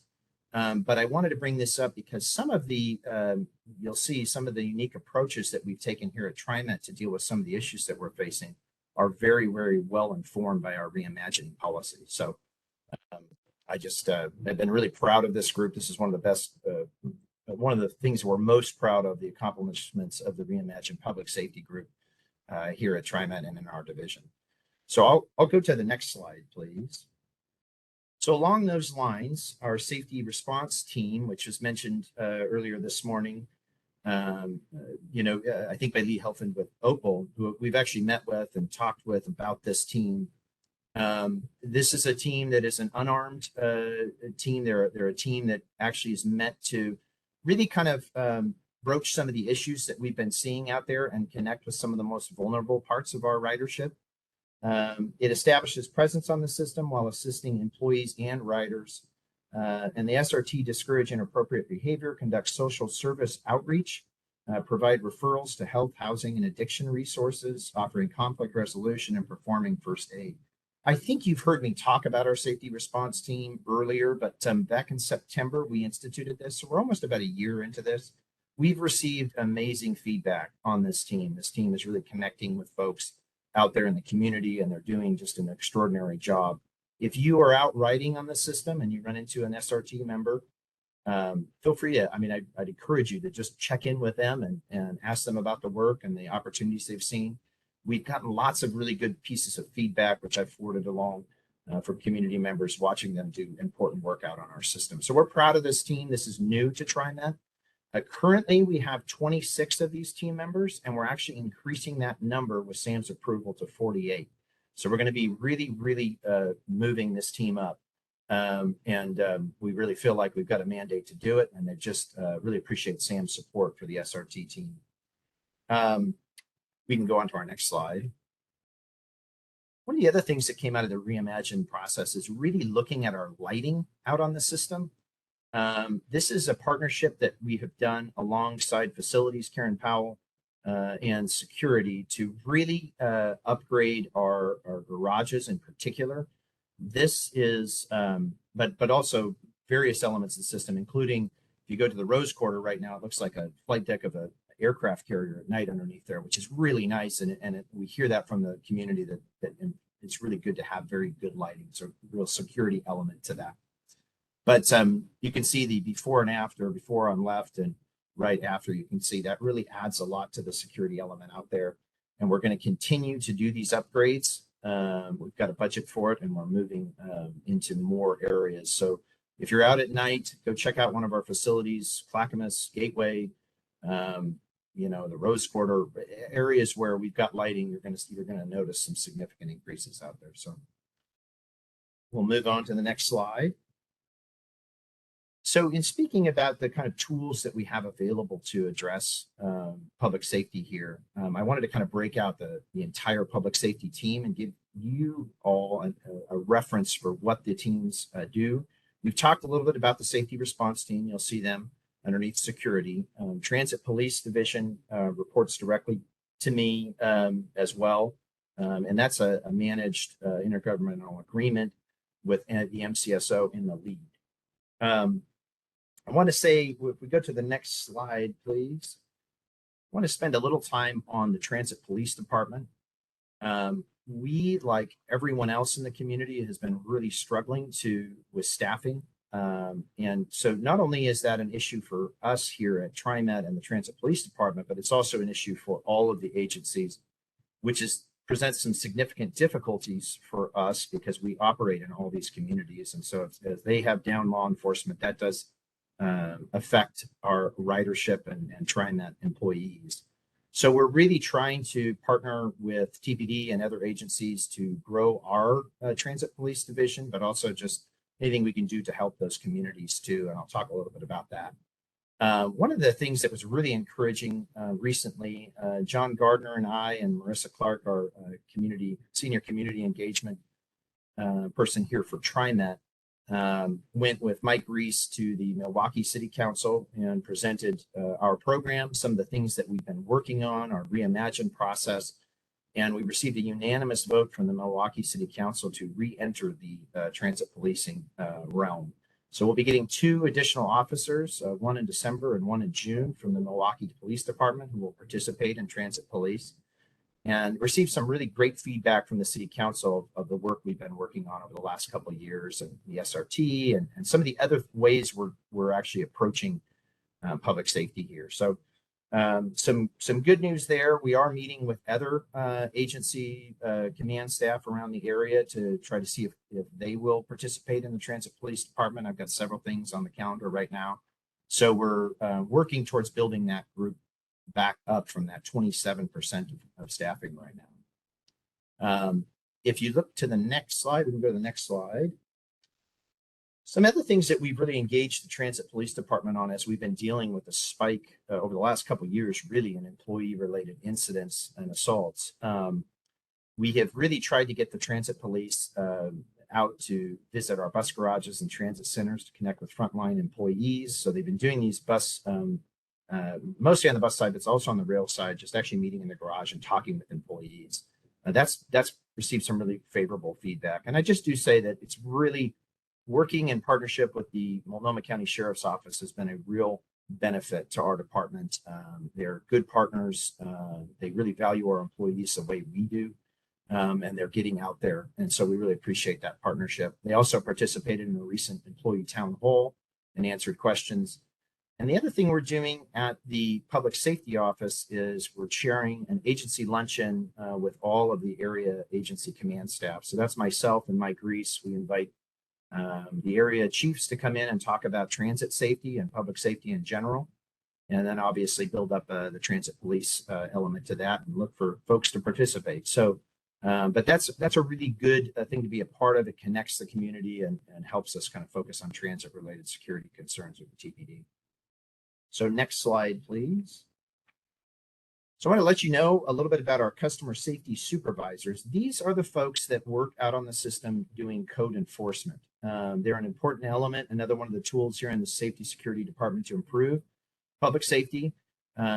Different from SRT, SRT will not have a conversation about the codes. They won't issue a citation, etc. The customer safety supervisors do perform that function. They issue citations and exclusions for code violations, etc. This is a good team that we have out on the system with a lot of training to do this important work for our system. Sam has given me the authority to hire 19 additional to our existing 18 staff. We're already in that process, actually. And these are represented jobs. They're good jobs, and it's amazing to see that there's a lot of people out there that are excited to do this work as we've put this out. And so we're improving those numbers to 37, which is more than doubling that team in the next few months. So that should be very well felt by our ridership, and I think will improve some of the safety security outcomes we've had out there. Next slide, please. So on the allied security side, so it's just kind of important to understand that what security does out on the system is patrol the system, discourage inappropriate behavior, and report serious concerns to police and emergency responders. They also assist riders and employees and encourage general safe behavior. You've probably seen some Allied Universal folks out there floating around on the system, providing security presence. We continue to hear back from our ridership that it's really good for them to see presence on the system in all kinds and all sorts, whether that's even a facilities cleaner. But it's nice to see an employee out there. It establishes that sense of security that I think our ridership is looking for. We did increase the Allied Universal hourly rate. Received approval to increase that by $8, and we're trying to trickle that group up higher so we have more security professionals on the system. Currently, we have 76. We have the ability to move up to 180, and so we're moving up from a place of 60 about a month ago. So we're getting back those numbers. That this particular group, it's a struggle to just in the general difficulties we're all facing with hiring folks. This is a difficult group to hire. So one of the reasons we increased that by $8 is to get more folks in those positions with good jobs. So next slide, please. A couple of the security elements that we've introduced and continue to sort of work on this last year. Crime prevention through environmental design. You've probably heard about that before, but CPTED principles and policies are really important to us. And we're really trying to kind of make sure that everybody is well trained on this. One of the things that was mentioned earlier by Shirley, and I really appreciate Jeremy Rayfeld and maintenance working hard on the increased operator barrier. That's one of the initiatives safety's been working on as well. You could even talk about bus shelter design and a few other things. It's how do we build for the future with kind of a more urban and more focus with a larger population where we have significant crime and security issues that maybe we didn't have in the past. So that new normal is going to be really influenced by CPTED and just with a lot of community stakeholder feedback as we try to be safer out there. One of the other partnerships continue to work with Multnomah County Behavioral Health to try to develop options for some of the issues that we see day in, day out related to behavioral health issues out on the system. And we're excited to work with them and continue to partner with them. One of the things I want to make you aware of too, we are moving our East Precinct to Gateway. So we're actually going to have transit police located at Gateway. They're in partnership with the Oregon Clinic. We signed a contract on that earlier this month. So we'll have actual vehicles, transit police vehicles parked out there and transit staff available at Gateway. That's really been important to a lot of our folks out there. The Oregon Clinic's really supportive of this. Has been a great partner to try to bring a kind of safer environment to Gateway. We have security staff at Gateway quite often if you go through there, but the transit police have a different focus and a different ability out there, and it's really important to get them on site. So we're excited to do that. And I just mentioned that we continue to upgrade our CCTV enhancements. We have over 8,000 cameras now out on the system. And not only does that help us solve crime and do investigations at TriMet, but it's also helping our local area peers as we partner with other agencies to help them, investigate crime as well. So we're a good partner in that effort with CCTV. Next slide, please.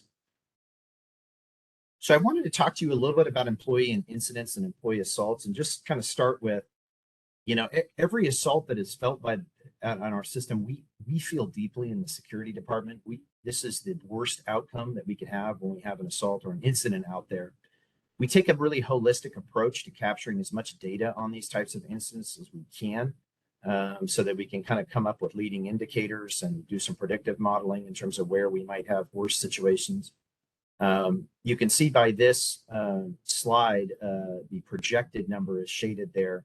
So we're kind of on a path to be very similar in terms of the actual definition of a physical assault. We capture a lot, which is that second column there. We capture a lot of data beyond just physical assaults, again, because we really want to try to understand how best to make our operators' experience better out there. This is a really, really difficult space for us. And again, it represents a really, really, just heartfelt loss when we have one of these situations where somebody has to go through this. We have some good support systems on the back end, but we want to try to make sure it doesn't occur at all. So we're focused on this. Things like the operator barriers, our increased presence on the system. Those are the types of pieces that are really going to help us manage this in the future. And so I think we're headed in the right direction. If we go to the next slide, this is the same data, but per 1 million rides. So we're kind of tracking as our ridership returns, what this might look like per 1 million rides. And what I think you're starting to see there is a more positive trend as we return our regular ridership.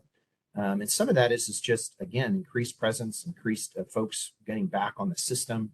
But this, alongside things like increasing the amount of personnel we have on the system and establishing that safety security presence, we think we're headed in a good direction into this next year for employee incidents.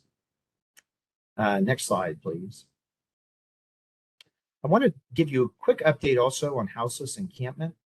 We at TriMet, just like the region around us, is sort of struggling in this area in terms of how best to approach houseless encampment. We have some unique challenges in the security department and at TriMet, because not only does this present issues and difficulties, it can actually be quite unsafe when a houseless encampment is very close to our right-of-way, to bus locations, etc. So we work with the city of Portland and others to really kind of approach this compassionately, but we try to keep people safe by moving them out of areas where it's not safe to be encamped near the system. So you'll see that the number of complaints, that is a first quarter data on the blue column there in 2022. The number of complaints has really, really gone up. So if you took that blue column on the right and times it by 4, you can imagine how big that will be. That's a trend that we're seeing more often. I think as people return to different locations and work, etc., people are starting to file more complaints with the city and with TriMet, and putting different things on our radar, which we really encourage because we really want to know where these issues are. We are going to continue to work on this. We have dedicated staff that actually work in coordination with Portland Street Response and PMI and others around the city to sort of address these issues as they arise. All right, next slide, please. So we had a lot to cover this morning. Appreciate you being here with me. I want to give you an update that we will have a part 2 to this that's going to talk a little bit about the establishment of executive security committees, and that's really involving upper leadership on specific issues that we've identified. Really appreciate Bonnie and Sam's leadership in establishing those committees to help us kind of work through these at an executive level as we kind of respond to a very difficult and challenging situation. One of the things that we've grown recently, I'll give you a high-level update. It's in its infancy, but we've developed a rapid response center to deal with security issues as well as issues related to cleanliness and biohazard removal, etc., so that we're kind of getting back out there accountably and very as fast as we possibly can to address some of these issues when they're identified by either our employees or by members of the public. And then lastly, we're going to be talking more about increased access controls at our facilities to make sure our riders are actually the people that are accessing some of our centers. And this could be things like elevators as well as garages. And so we're looking into some of those things. We're excited to share more on that coming up. And with that, I appreciate your time, and I wanted to open this up for questions from the group.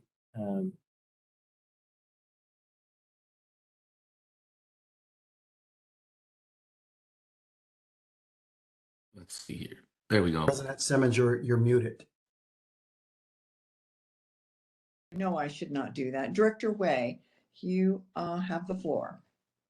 Thank you, Andrew. Thank you so much for this presentation and update. Clearly, there has been a lot of work that you and your whole entire department has done to, really look at organizationally, how are we going to, provide more safety, right? And also take the leadership of the Reimagined Safety Committee. So thank you. That is a lot of work, and I'm looking at the organizational chart. I mean, that's just a lot of work just to make sure that you have the right staff and the right personnel to meet our agency's goals. I do have a couple of questions and comments. So my first question was around the ASP plan update. I believe that's the security plan that we have. So is it too late for 2022 for that update to receive additional comment? Or are you saying, we have 2023 to look forward to? No, it's not too late. Great question. The key piece is we need to get it down to ODOT for them to sort of provide their review and comment. But there'll be an opportunity for us to review. The key piece is we would have to just make sure that ODOT was approval or had approval of those edits. But we can work through that. Okay, and I think I remembered you saying December was when you were going to send us. Okay. I just want to make sure. Okay, great. And then I have some questions around some of the teams that you're assembling.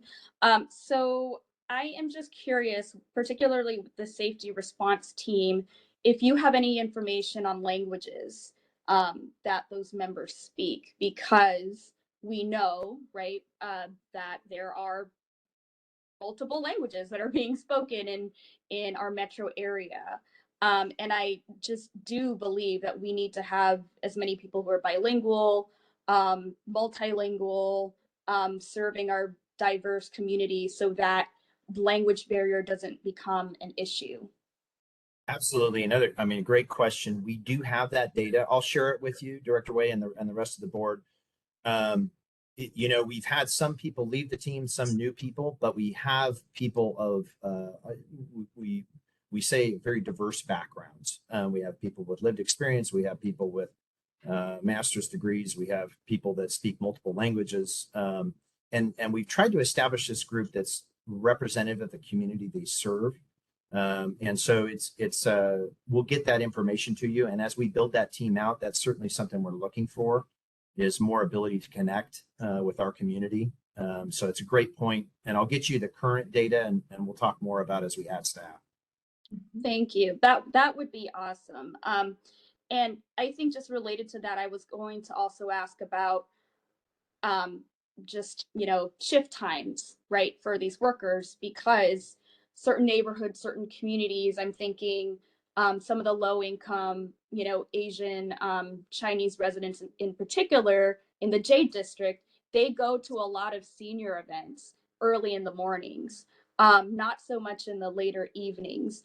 And so that's just one example, right, of having people who speak different languages, who are on our system, who are providing support, extra security to particular communities. So are we aware of that? Are we keeping track of like, right, like we might want to focus on additional personnel at this hour to this hour because we know that community is going to be out there more, for example? Absolutely. And the manager of this program, Tom Hunt, and the assistant manager, Lee Hunter, meet with different area groups to sort of establish kind of the best practices of an SRT. This has been somewhat innovative in the sense that we just started this in September, but they're looped in with lots of various organizations because part of that is we want to make sure we're connecting people to area resource. Obviously, as we add staff, we talk about going from 26 to 48, that's going to be a significant add, and we can start serving more hours, have more presence in the right way. I think I'll check in with you, Director Way, to make sure that they are synced in with some of the groups that you just mentioned, because that'd be fantastic if they could go out and meet with them and kind of understand the needs. That's exactly what they want to do with this team, and we've got really good leadership in that group. So we'll check back in on that too. Thank you. I just want to comment on that particular piece because, and I don't know if all board members are aware of this, but you know, ever since the beginning of the pandemic, there has been an increase in particularly Asian hate crime, biases, incidences, just, you know, verbal assault, physical assault against people who, you know, look Asian or Pacific Islander. And it is totally unacceptable to, you know, even tolerate that. So, and unfortunately, what we're seeing nationwide is, you know, elders are being targeted, right? Who just may be scared to frankly go to law enforcement and report that as well. So I just want to make that strong statement that I think, and a lot of those things are happening in public places and on public transit. I don't know what those numbers look like for TriMet, and hopefully it's not that many, but I just want to make that comment because it's just such a real problem. And you know, any type of racism, harassment for any community should not be tolerated. But I just know amongst the Asian and Asian immigrant community, it's just been ongoing and it's been so persistent. So please, you know, like, let's do all that we can to also speak out against that, address that.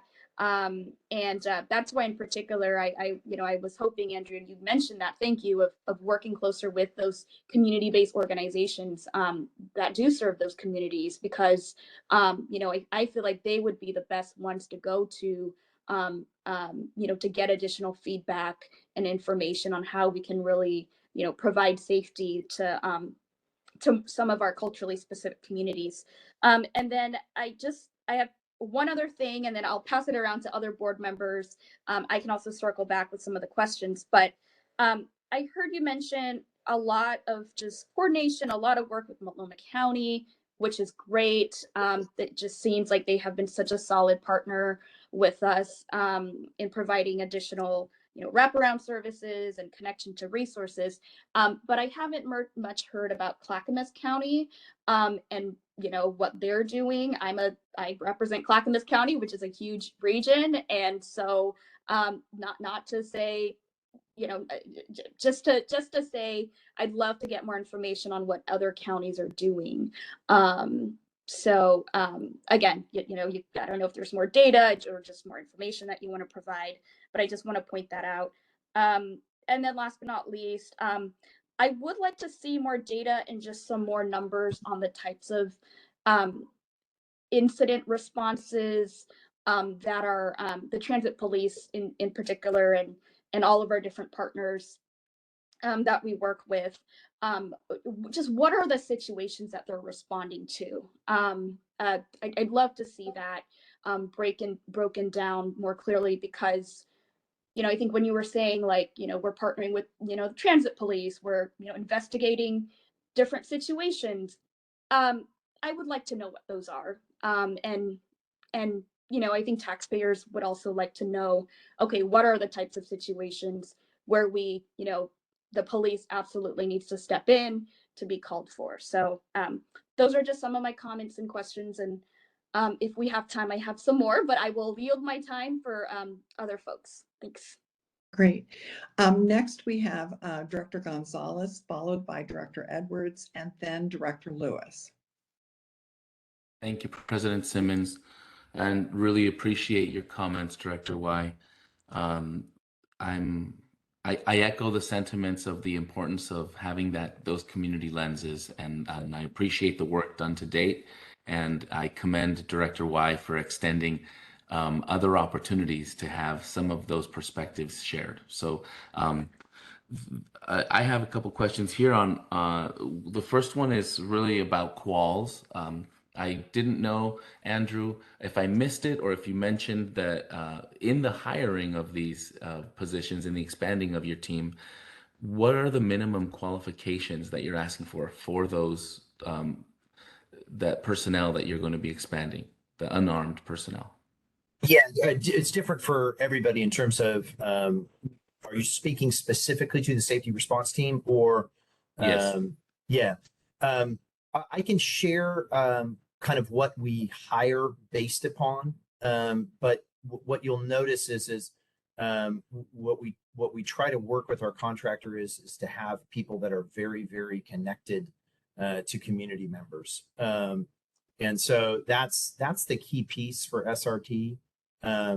If you haven't met with this team, and I'd be happy to do sort of just kind of maybe another education session just on met with members of the team or something to sort of build your familiarity with the team.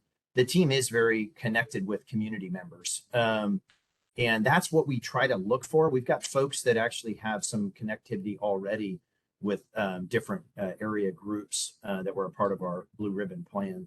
But in terms of the actual, like whether or not they have to have a degree or et cetera, that kind of, I don't have that readily available, but we're pretty flexible in terms of people that have connections. So.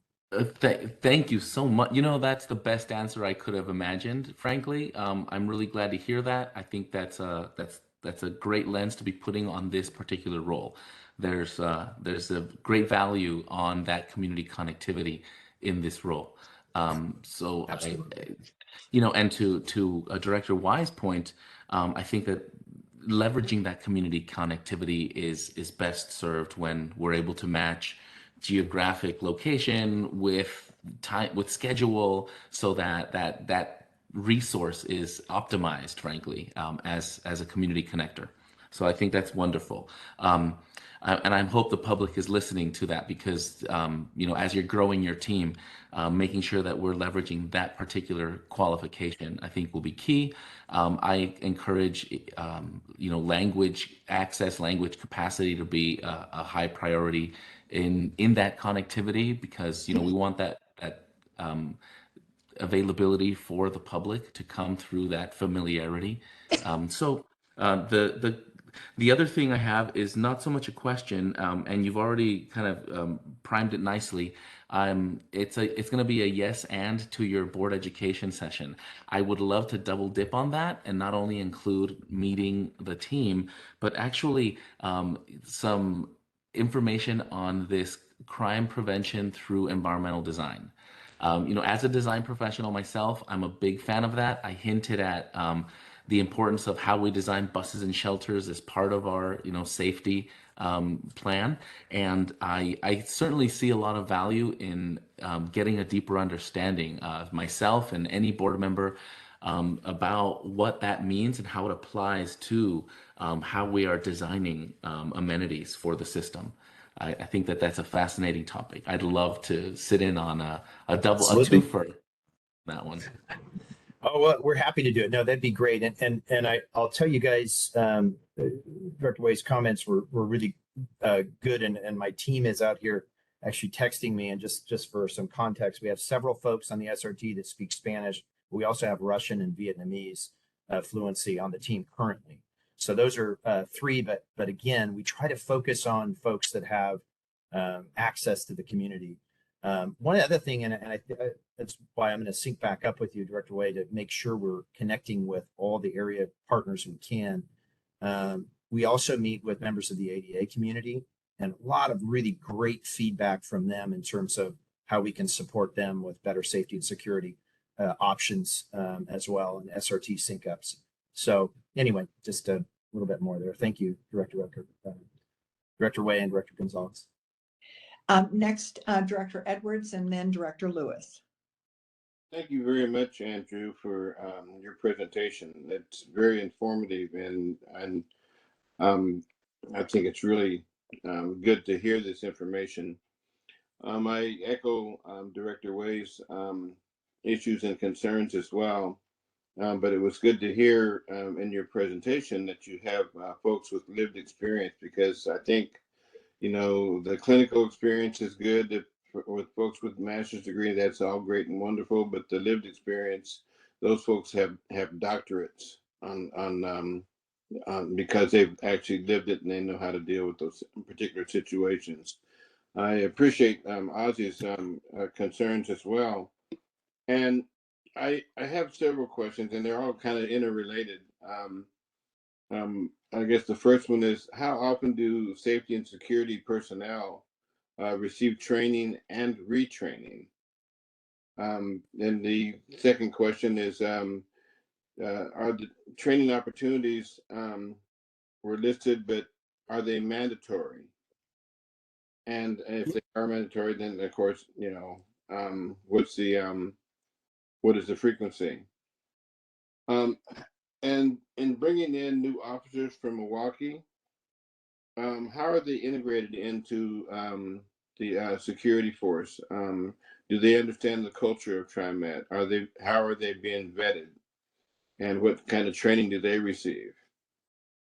And the last question is about the increase in the customer safety supervisors. That's more than doubling the personnel that you have currently.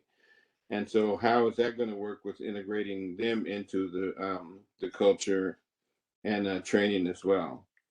And I guess the last but not least is is there an opportunity for board members to perhaps attend or at least observe some of the training that goes on for the safety and security personnel? Great questions. I'll start with the last one. Absolutely. I'd love to get you guys in to the PSO and see some of the training that's happening.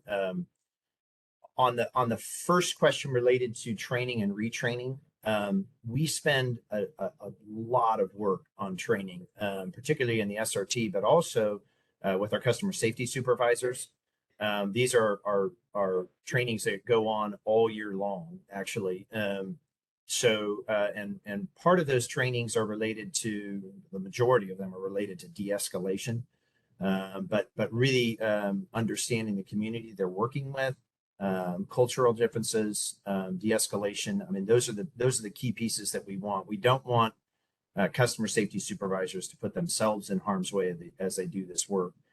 Generally, the folks that come to us and the customer safety supervisors are all former or current TriMet employees. So they're in rail supervision, they're in bus operations, et cetera, and they're wanting to come over and do this work. And it's that's the fit we want. We want folks that already understand TriMet culture, have spent some time with us, and so that's generally who we bring on for all of those positions in the CSS roles, is people that already have former TriMet experience. And again, training starts from day one and continues. And again, part of that is not just for the community, but that's kind of the key piece. It's also to keep them safe, because this is difficult work that they do as they interact with folks. And one of the pieces that we've really tried to develop, and it's been great in partnership with the MCSO in the lead in the Transit Police Department, is to bring them in a support role, but not directly involved in actually the activity of the work of the CSS, but for them to be nearby so that they can be there to address a situation if it escalates. And so those are some pieces that we've really tried to build into the program to accomplish employee safety of that work too. And lastly, with Milwaukee, so as of July 1, technically Milwaukee's already been a part of some detached missions, and that means just overtime hours in transit, but they're under the supervision of the MCSO. So this is really a partnership. I mean, this is why it was so key to bring a partnership with MCSO, is they are there to help steer, lead. Our transit captain is an MCSO officer. Our transit lieutenant is an MCSO. Our transit sergeant is MCSO, a couple of them. So I guess what I'm trying to say is the leadership of that program is MCSO. And why that's relevant and why that's so attractive to an agency like Milwaukee is the resources in some of these smaller agencies are not as big as some of these very large agencies. And so they don't get access to the level of training, the level of community activity, the sort of, so when Milwaukee is signing up for this, and they made this clear, they're excited to have their officers exposed to not only what the MCSO is working on, but what we're working on in TriMet security, to be part of seeing what an SRT does and how that impacts the system. seeing how to interact with the community in broader ways across, the Tri-County area. So it's attracted to them precisely because the MCSO is involved, but also because we're involved, because it exposes them to things that they wouldn't normally get in Milwaukee, and they send officers that are willing to learn and be led by MCSO. When those officers come, are they being vetted?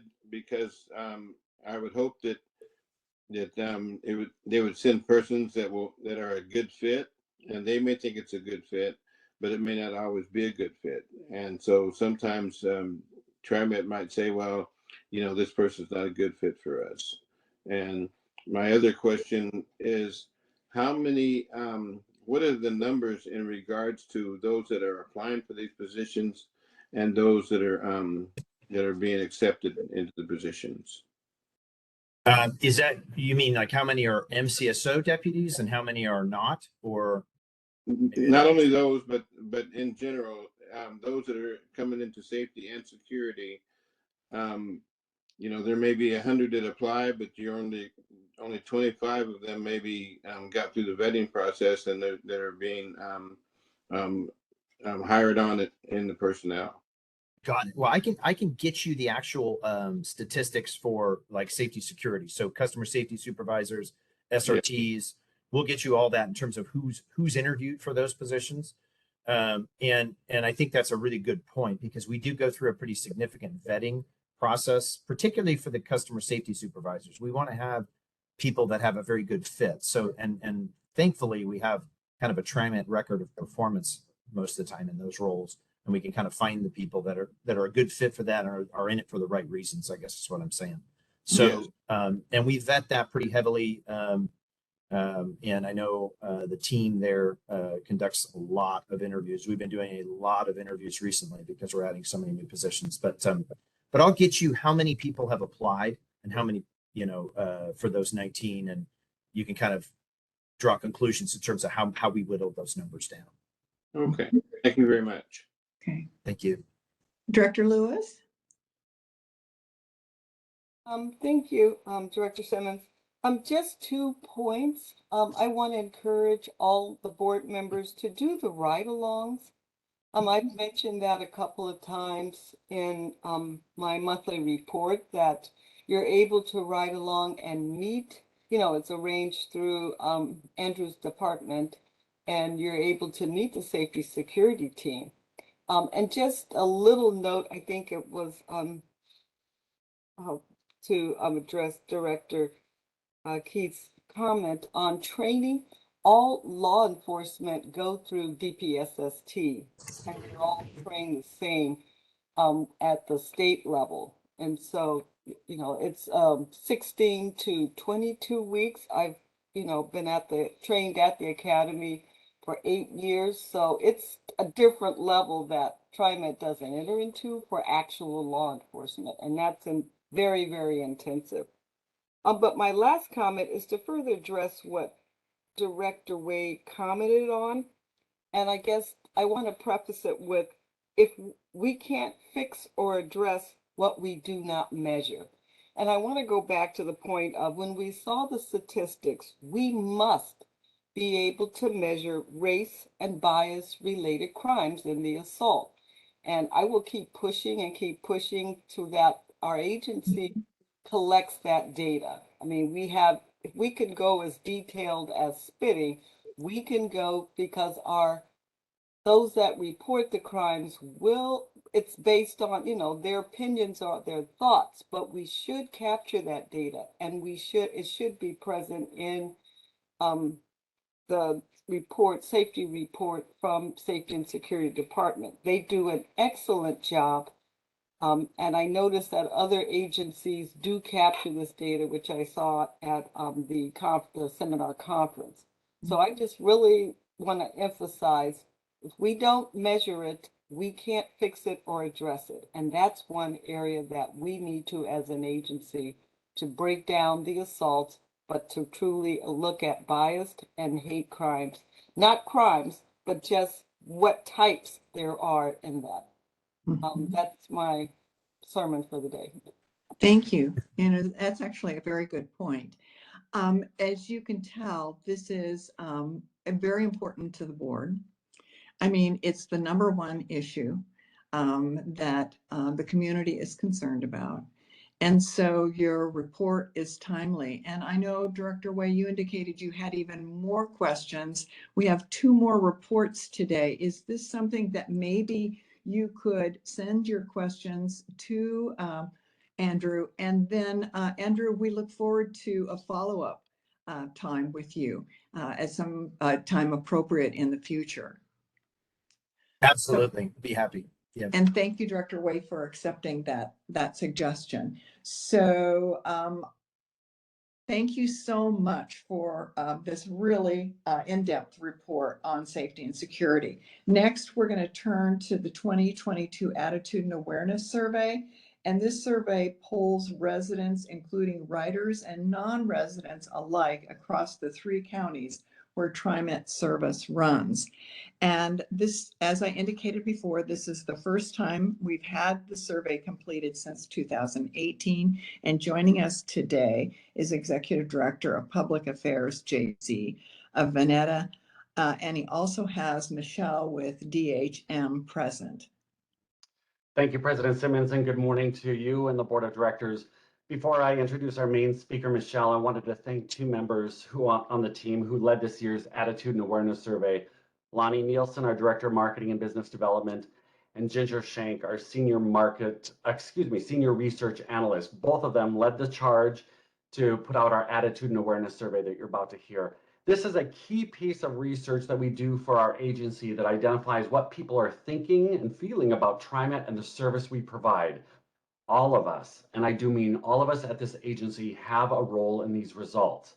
On that note, I'd like to introduce Michelle Ness, who is president at DHM, and she's been working with TriMet for nearly 7 years. In fact, TriMet was one of our first projects at DHM, so she's been leading our annual ANA, Attitude and Awareness, we call it ANA internally, since 2015. One of her major areas of focus is transportation, in particular, public opinion about transportation funding, which is key. DHM is a local opinion firm with over 40 years of experience. With that, Michelle, please walk us through the findings of this year's ANA survey.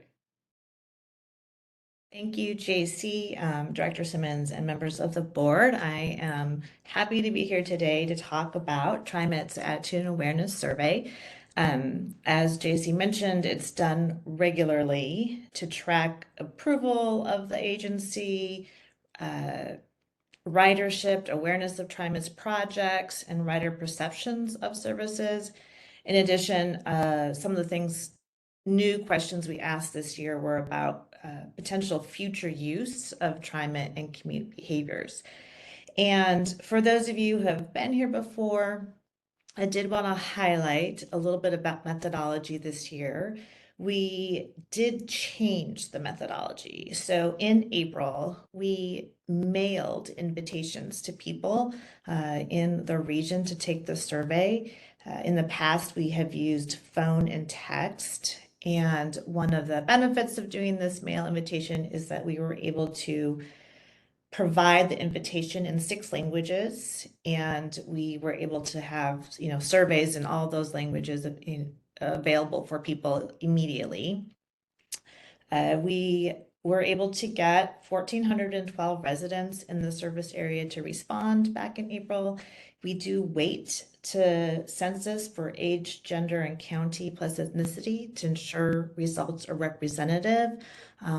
I will note that our sampling plan does include oversampling for census blocks because it's address-based because we're mailing. So we oversampled census blocks with a higher proportion of people of color, low-income residents, or both. Next slide, please. One of the questions we track is just actually general attitude about the metro region. And we have here that sort of greenish line is the right direction. So that's the percentage of people who think the area is headed in the right direction. And what you can see is that 22% of the residents think it's in the right direction. This is a historic low. We have been finding this at DHM all year long in 2022. But honestly, going back, to 2010 earlier, this is unprecedented negativity in the region. And 56% think the region is on the wrong track. And just because it's relevant, one of the big questions is why, right? So it's not, we aren't showing it, it's in the large report that you have access to, but the biggest concerns for area residents are houselessness, crime, and affordable housing. So that's what's really driving this negativity right now. Next slide, please. Okay. We ask people to rate how reliable the service is on Max and on Bus. And this is based on what they've seen or heard. So we ask everyone, even those who don't ride, what do they think?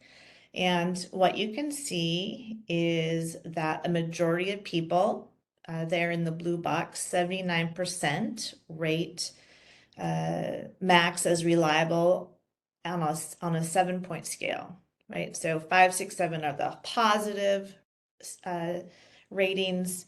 And for bus reliability, 70% see the bus as reliable.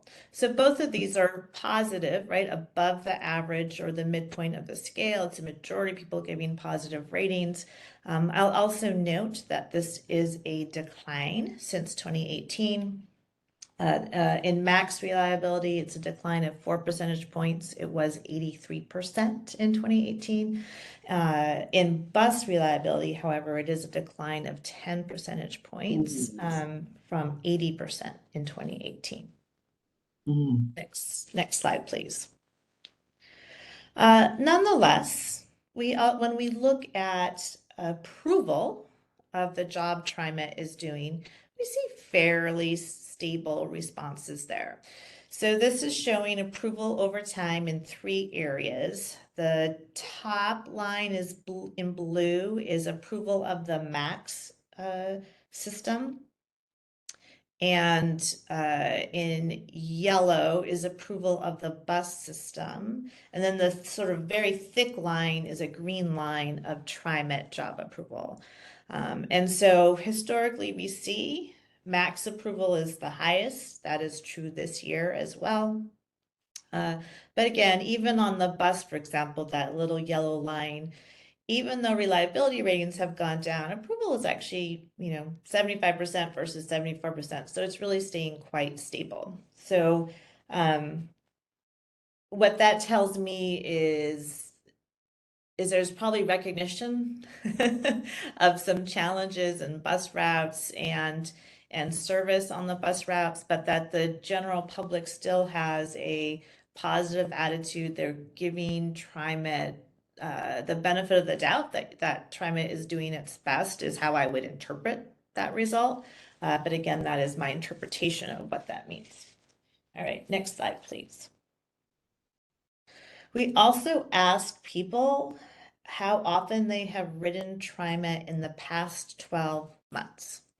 And so here again, I'm presenting those numbers from the past 12 years. And the top line is people who say they've ridden TriMet at all. And then the bottom line is people who ride a little bit more regularly, at least twice a month or more. And so we're kind of separating them out. And what you see here is that the numbers look about the same as 2018. And so in some sense, this might be a little bit surprising. So I just wanted to acknowledge that and kind of walk through some interpretations for why that may be true. We know that there are fewer riders, and this was in April, or fewer rides being taken. And so a couple things. One is that some people we know from questions in the survey are riding less now than they used to. So maybe some of those people that are riding twice a month now used to ride twice a week, right? They're riding less now than they used to, but they're still riding some. And then The other thing I want to acknowledge is that this is a case where our change in methodology needs to kind of give some pause to looking at changes over time. When we call people on the phone, we don't tell them why we're calling. So they'll end up taking the survey for TriMet and they don't know at the beginning who it's for. When we send out mail invitations, they know who it's for. And so you do have a tendency to get people who already support TriMet, maybe more likely to take the survey. So I would just put a little bit of a caution in interpreting that change over time. But in general, the good point here is you've got a really strong percentage of people who still write TriMet, and there's room there to increase how often they write TriMet, and continue to make those improvements to entice them back. All right, next slide, please. And in fact, when we asked them about future behavior, we said, hey, in the next 6 months, how often do you expect to ride TriMet? And what you can see is that a good chunk of people expected and able to ride TriMet more. 22% said more than now, which is more than the 5% who said less than now. In other words, we believe there's an opportunity to have a net gain in ridership.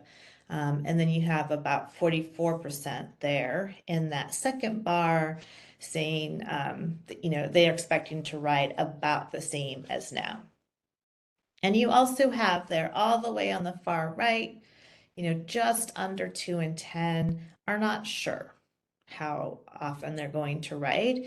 And again, remembering this is April, I think what has been true throughout COVID is that people are just uncertain about what's going to happen next in their jobs and their personal lives, you know, and some of the choices they make. And so this is not surprising to me to see a good chunk of people who don't know. Next slide, please. So Andrew already showed you this slide earlier. One of the questions we ask is from this list, so we showed them the list, what are the 3 things TriMet could do to get you to ride more often? And so there on the left, you see people who chose this as any of their top 3. There on the right, you see what people chose as the number 1 thing to focus on. And what you see is the focus on improved security. So here again, I wanted to provide that context. I said earlier, you know, concerns about crime are the number 2 issue for area residents that they think needs to be fixed. And I will say that back in 2018, last time we did this survey, only 4% of area residents said crime was the top issue. 32% said crime was the top issue this year. So that is a huge increase in concerns about crime in the entire region.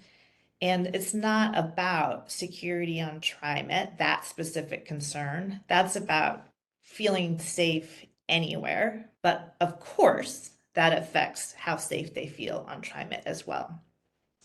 And on TriMet's parking garages and bus stops. So I wanted to give a little bit of context around that. But then you can also see that rounding out that top tier of things are concerns that are more directly related to TriMet service. That is service to more areas, greater frequency of service, and cleanliness on vehicles are all important things to area residents that TriMet could address as well. Next slide, please. Okay.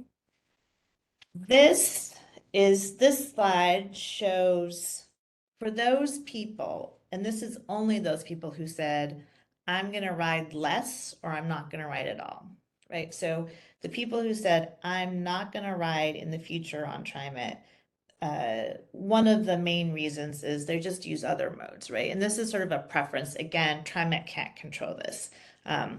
And we have to have that because people, honestly, people get mad if they say, well, I don't ride TriMet because I just prefer to drive. So we have to give them the option to say, I prefer to use something else.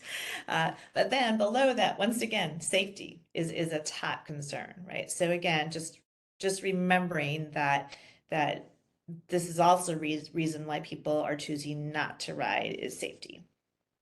And then service and COVID is still up there. Again, this was back in April, but COVID concerns we're still lingering, probably are still lingering for residents right now as well. Next slide, please. All right, and so just continuing that theme of safety, we do ask writers, or ask everyone, not just writers, from what you may have known or heard, how safe would you feel riding the bus? How safe would you feel riding Max? And here, you can see that feeling of safety has gone down and significantly from 2018. And again, here's where I want to emphasize the context of concerns about safety have gone up everywhere that people are in the public context. And so I definitely don't want to take this as something specific to TriMet or the safety on the system, but concerns about safety are certainly very high, and you see a really notable drop. And so in this case, about half of residents think they would feel safe on the bus or Max. Feeling safe is a little bit higher among riders, or substantially higher among riders in the terms of bus. And here again, you know, if you've been on TriMet and you've experienced it, you're more positive. And so again, that is a good sign that people who have the experience and are on there are more positive about what they are seeing. Next slide, please.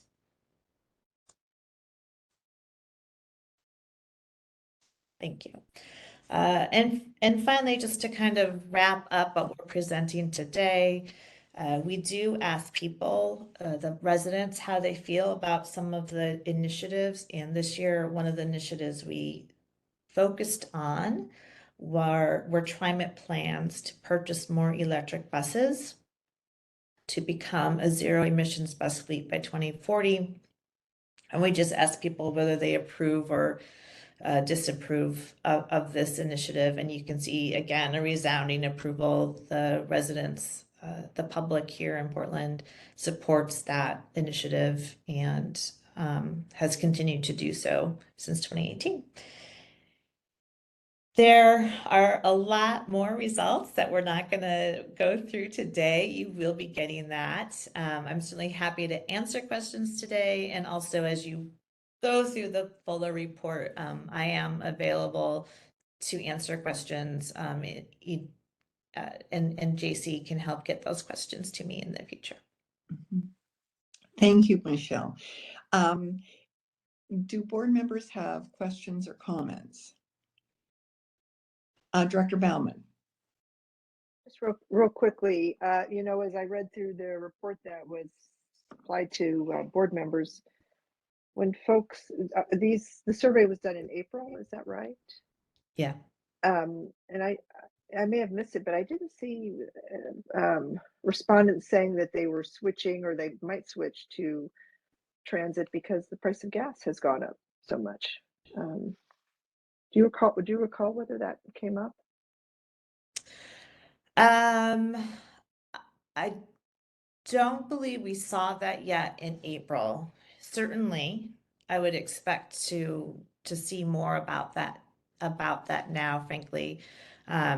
Historically, when we ask people what's important to them, and we do ask this in the survey about what might drive them, saving money or the cost of gas is a driver, and it's a little bit more so for younger people or lower income people than it might be for people with higher incomes. But yes, it is a driver of riding TriMet. Okay, thank you. Yeah, Director, I thought maybe because it was done in April, maybe that's why it didn't come up. very much so. And Director Bauman too, I would just note that anecdotally, we have heard that people have begun riding TriMet more because of the cost of gas, but we don't have the survey results. Other board members with questions or comments? Thank you, Michelle. I don't see any more questions at this point, but this is really informative information and tends to bear out some of our obvious awareness and concerns and things that we're working to try to resolve. So thank you so very much. Next, we're going to move on to our last presentation briefing this morning, and it is from the Director of Business Planning and Asset Management, Alan Lato. And he will give us an update on the business plan, looking at accomplishments from this past year. Alan?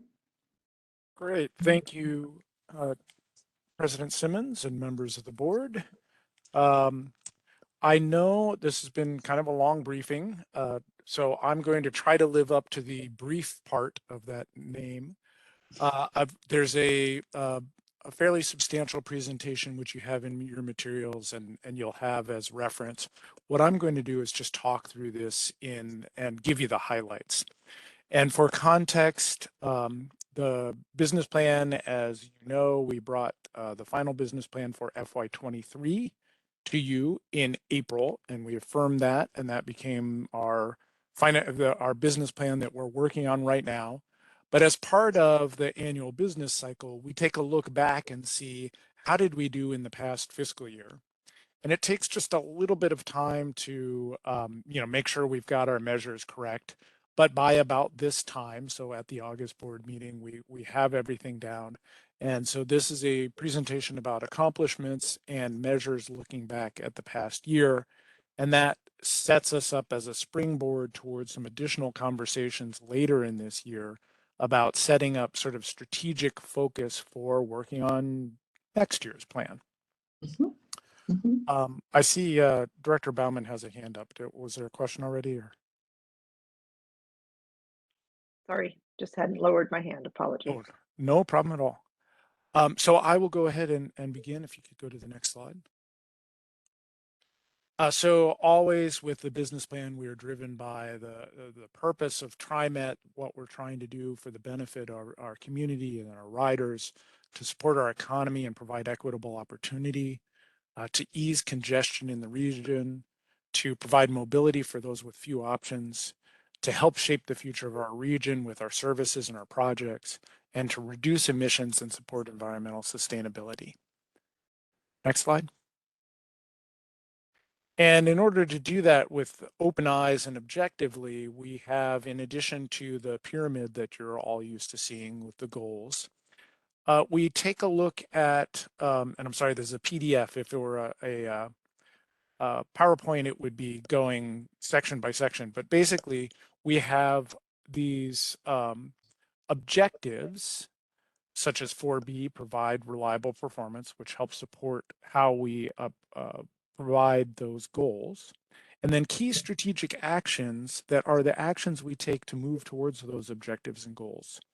And that little number sign represents the metrics that we look at.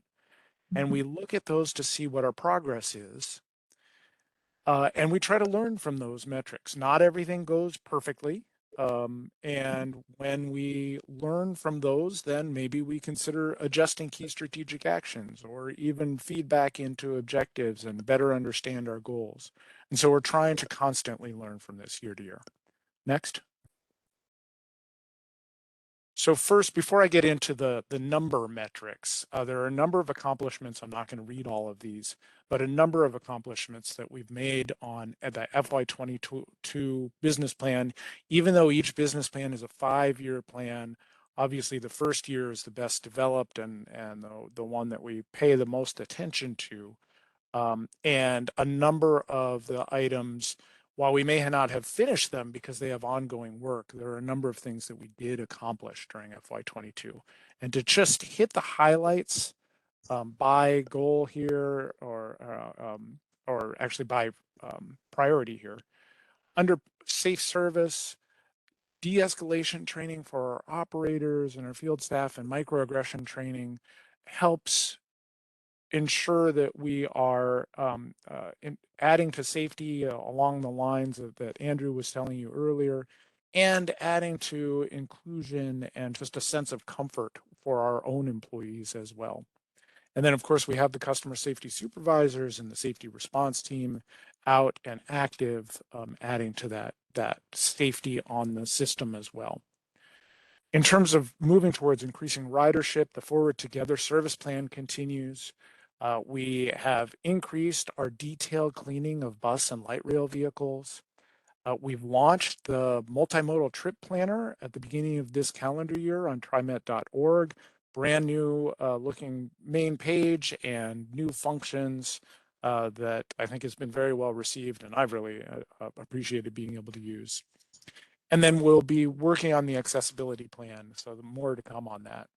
And then, of course, in terms of helping shape the future of cities, we have the Todd work underway. Fuller Road is under construction, and Hollywood Hub, all the funding is secured. So great progress on those. Next slide. In terms of easing congestion, two big projects, the Better Red Line, of course, under construction, and the Division Transit Project, as you heard, ready to open up next month. So we're very excited about that. In terms of environmental sustainability and stewardship, of course, we've talked to you about this in context of the Climate Action Plan, but it never gets tired saying that we have reduced our greenhouse gas operational emissions by nearly 70% by using renewable diesel in all our fixed route buses, Lyft and West, and renewable electricity on MAX and our TriMet owned and operated facilities. And of course, as you also heard, we've got 24 battery electric buses on order. Ensuring strong support for transit and TriMet, working with our partners, and we have a number of new bus priority projects put in place by the City of Portland as well. In terms of personal safety, of course, related to COVID and some of the other things we've been talking about, the lighting, having the masks, everything available for our riders on all vehicles. Next slide. Under performance, our bus on-time performance has stayed quite high, well above target, as you'll see.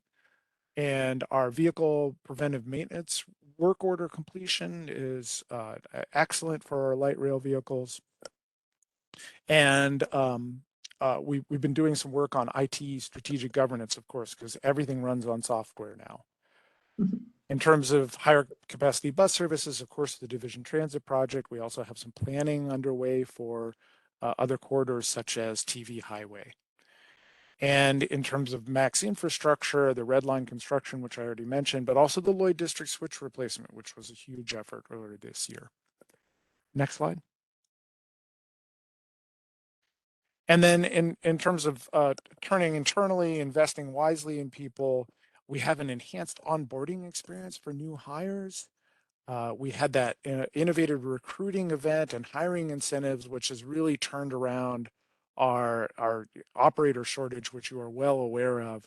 We now have full training classes, which is excellent to see. So very hopeful in the future. And of course, we were able to present to you, and you adopted a fully balanced FY23 budget despite pressures.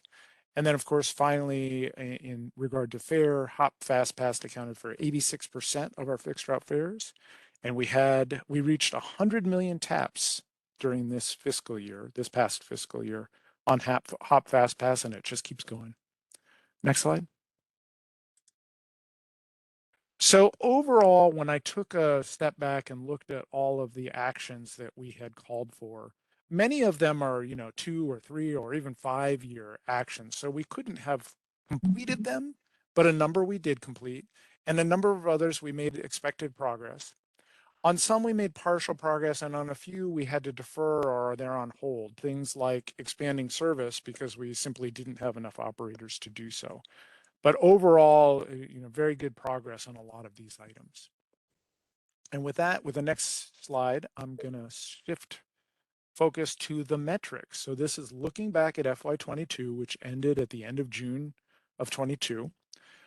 And you'll see there are a lot of numbers on here, and I'm not going to go through them all. In fact, I'm only even going to mention the ones that have been updated since we published the business plan that you saw in April. Not every measure gets updated every month. There just is not data available for them. So I'm only noting those that we updated. Quickly in the graphics of this presentation, you'll see if it's a green star, that means we're meeting our target. If it's a yellow triangle, that means we're close but not quite there. And if it's a red octagon, that means we're not meeting the target. So we really need to look at that more closely and figure out what else to do. If it's a filled in shape with a full color, then that's an updated number for this month. If it's hollow, then it's a number that you've already seen. And so I'm not going to talk about it today, but I did want to have it in there for your context and reference. Next slide. So this is in order of the goals and objectives. And the first two that are updated, one, customer complaints about personal safety. We're at 3.8 per 100,000 boardings, which is off target. Our target is 2.8, but it is lower than last year. And this does have some impact of just lower ridership due to COVID and growing telework and other things like that make this kind of number a little bit higher because there are fewer boardings to spread them across, but still something to pay attention to. And you saw some of the work towards safety and security that we're working on. And then in terms of average weekly fixed route boardings, the second one there, 24.5% increase compared to last year, which is great. Still quite a bit lower than we were pre-COVID, of course, and more to do, but heading in the right direction very much so. Next slide. And then the one that's been updated on this is percent of diesel consumption that came from renewable sources. Our target is over 80%. And as far as I can figure, we're at just over 99% because our fixed route, our paratransit buses and WES represents the large lion's share of our usage. So that's good to see. Next. And then on here, the cost per boarding ride on Lyft service has actually decreased. And I think partially that is as our rides increase, there are a number of fixed costs in Lyft service. And so we're able to spread those fixed costs across a larger number of boarding rides. Next. Here we have several updated numbers. Passenger claims, number of preventable deaths at 0, which is exactly where we want it to be. Collisions for bus, West, and Lyft, all below the target, which is where we want them to be.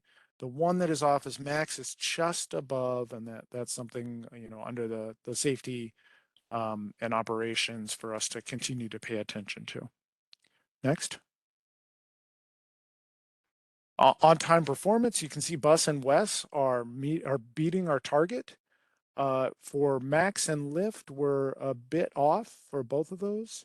Especially for Lyft, I know that part of that is not only as traffic grows back, but also shortages of operators on the Lyft side as well means that we are demand responsive, and it is tough to be on time if you're juggling staff and just trying to put people out there that can provide the right service. But both of these, again, things to pay attention to and to continue to work on. And then at the bottom, I've already mentioned the percent of fares collected through HOP. So that continues to go in the right direction. Next. And then for the next item, we're on schedule for Division Transit Project, which is our target. And then I mentioned this, but the number of enhanced transit bus corridor and/or hotspots, which means signal improvements, intersection improvements, bus lanes, other things to get buses so that they're not sitting stuck in traffic with a lot of people waiting. And our target was 5, and we have 7 completed during FY22, which is great to see. Next slide. Here, this is looking internally at our own personnel. Our turnover percentage, which a target of no more than 5%, we're a bit over that. I will say this percentage is much better than it was 4, 5, 6 months ago. We'd still like to improve this, but so we're a bit off target, but it is much better than it would have been had I been reporting this in December. Mhm. And then percent of non-union employees within their predicted compensation range, which is a mouthful, but really it means that are we paying a fair, equitable wage as expected to each of the non-union employees? And this focuses on non-union because union are covered by the contract. And I'm happy to say we're at 95%, which is well above target, and probably about as high as we could ever expect as people shift and things change. It's unlikely that we would hit 100%. Next.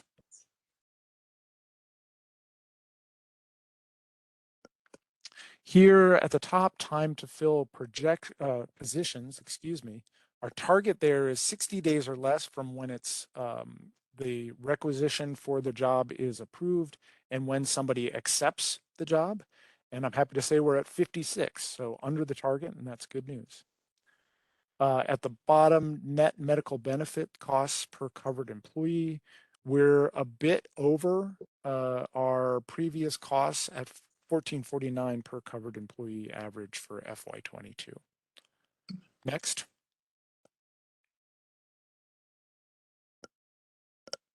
And here I think, yeah, the last slide, focusing on the ones on the bottom where the numbers have been updated. So for fair recovery, where our target is 25%, and we know right now, given our ridership picture, that we're not going to be there. We were at 10.7% for the average across FY22. So that is something for us to continue. Obviously, as our ridership grows, that will change. But there are multiple factors that go into that. And so that's something for us to continue to focus on. Our operating costs per vehicle hour for bus and Max, actually the bus increased somewhat, Max actually decreased slightly. They're both though below inflation, so that is meeting our target. And then Wes and Lyft is up. Inflation, it was at the end of FY22 was actually at 8 point something. So Lyft was just above inflation. Wes was significantly above inflation. So that is also something for us to pay attention to and look at what else we can do to adjust that in the long run. Next slide. So that concludes the measures. Just a reminder on our annual plan process, the 5-year plan. We are in August there where I've just reported the end of fiscal year results to you. And then we begin discussion and confirmation of our strategic priorities in the next few months at various board meetings. And then we're really, because we're trying to make sure that the business plan lines up with the budget so that when we have the final business plan, the initial proposed budget is coming out at the same time. That means that I need to be drafting the elements in December. So I need guidance for that before that. So that's why we're looking at the strategic conversations during the fall, drafting in December and into January, bringing a draft to the board and the public in January, having the comment period during February, and then finalizing, this is for FY24, so starting in July of 2023, finalizing the business plan and bringing it to the March board meeting. I think there's one more slide. So looking forward, just specifically at the September 28th board meeting, I'll expect to be bringing you some information on strategic priorities and ask for a little discussion. For the October 26th, I'll be asking for some general direction related to that. And then, of course, at the January 23 and the March 23 board meetings, I will be bringing the draft and then the final business plan. And that one will be for FY24 through 28. And the last slide, I think, is just a thank you. Yes, and with that, thank you on behalf of myself and the staff, and thanks to all of the TriMet employees who made so much progress on the business plan for this past year. Yes, I agree. We have some questions or comments. First, Director Bauman, then Director Way, and then Director Edwards. Thank you. You know, I just wanted to acknowledge all the work that goes into the business plan, and Alan and you and all the team just put so much effort into quantifying all of these important measures for our business. You know, there are some challenges and some work we have to do, but there's also so many good results. And I guess one that jumped out at me was the HOP card usage, 86%, I think it was. And that's really just, to me, just incredible adoption of the technology in really a short period of time. So I wanted to pull that out and note it and say that that's just shows how effective the effort has been. But again, thank you. Thank you, Director Bowman. Director Edwards, then Director Way. I wanted to thank you too, Alan, for that presentation. That was a very good presentation. And I know it takes a lot to put all that data together and have it make sense. So thank you again for that. I had a question though, if we could go back to a slide in regards to healthcare costs. What is driving those healthcare costs? I think it may be. It's slide 17. Yes. And what is driving those costs? And I wondered about some of the coverage that we have, or do we have a wellness program that's that oftentimes will lower the healthcare costs? Yeah, I think I'd like to follow up with you on some of the details on the drivers, because I'm definitely not the expert in this space. I'll note a couple of things. We have a wellness committee internally that does a lot of outreach and promotion of various wellness efforts to all TriMet employees. And so that's something that we do internally to reinforce that. There's also a relatively new program to manage chronic disease of diabetes, which is an important healthcare cost. And so we've definitely seen promotion of that and people joining a system where you can track your blood sugar levels automatically. And that should, I have great hope for that in the long run. But I'd like to come back to you with some additional detail, because I don't have all of it at the top of my head. Okay, thank you very much. Yeah. Director Way. Thank you. Yeah, I just want to echo Director Bauman's comments of just appreciation and thanks, Alan, for all of this information. And actually what Director Edwards just mentioned around the healthcare costs, this wasn't what my initial question was, but it just kind of spurred in my head that, you know, we're going to be moving into a new building, right? Which is very exciting for all of our staff to be in. And I also realized that some folks are also going to be having hybrid, you know, remote working options and all of that. So yes, I do want to pinpoint that. I think it would be helpful to see as workplaces are changing and evolving, you know, to see again, what are all the factors that we need to consider when it comes to healthcare and just public health in general. So my question though was back to slide 16. If you can do one slide back, it was like the last line, it was around like employee. Yes, so it was around our affirmative action agency goals down at the bottom where we were still off target. Can you, if you can, explain a little bit more about where specifically we need to improve on around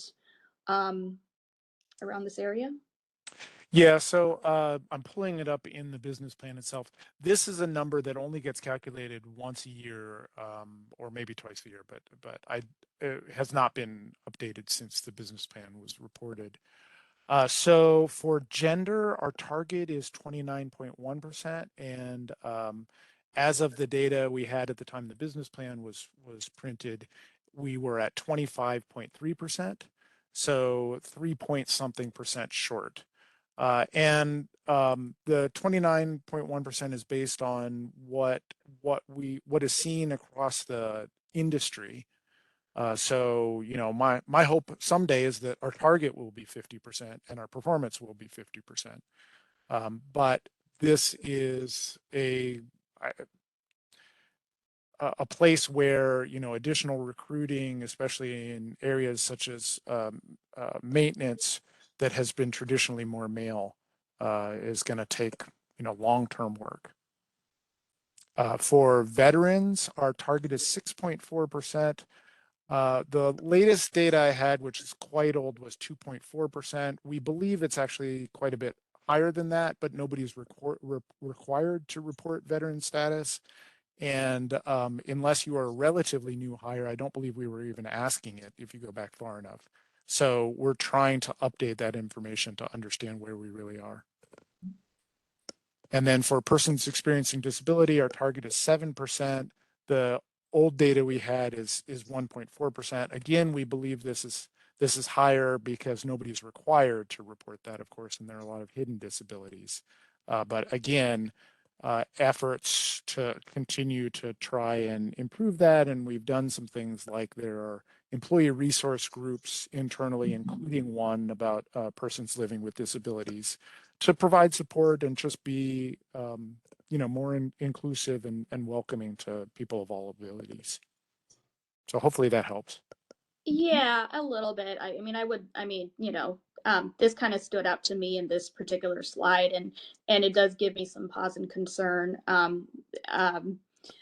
that, you know, we need to work on this some more, right? This particular area of diversifying our workforce and making sure that we're intentional about recruiting and where we're recruiting from, our HR practices. You know, I think the gender piece is huge, particularly for you know, for women in the workplace. I mean, you know, more leadership opportunities in particular. So there's a whole gamut of issues there that I feel like, I'm just speaking as one person, but I would love, again, the data, as Dr. Lewis earlier mentioned, we can't get to the outcomes that we want to see if we don't have all of the right relevant data. So, so it'd be great to get some updated numbers to see how we can measure those outcomes moving forward. Thanks, Director Y. And I'll follow up with Kim Sewell and to understand more of this, and we'll get some information back to you. But very much agree the need to do that, to focus and to just be paying attention to recruitment and also to inclusiveness so that people are feeling comfortable being here. Thanks. I don't see any other hands raised, but what I can say is just an observation that I'm sure you've all made. In light of all of the events that occurred in the last 12 months, it didn't hamper our ability to accomplish a whole lot as an agency. And that's a real note of dedication to the staff, the general manager, everyone involved in, you know, in driving this agency forward. Yes, there are some things that have had to maybe not proceed at the level that we had hoped for when we put this this plan in motion. But I'm just in awe of the accomplishments that have still occurred in light of what I consider many unusual disruptions that have occurred within the community and the issues that the agencies faced. So thank you so much for that information. I think it helps us to have that summary and to reflect on the things that are good that are happening and look forward to the development of the next plan. Thank you, President Simmons, and on behalf of all the TriMet employees who are working so hard towards this. Thank you. Yes.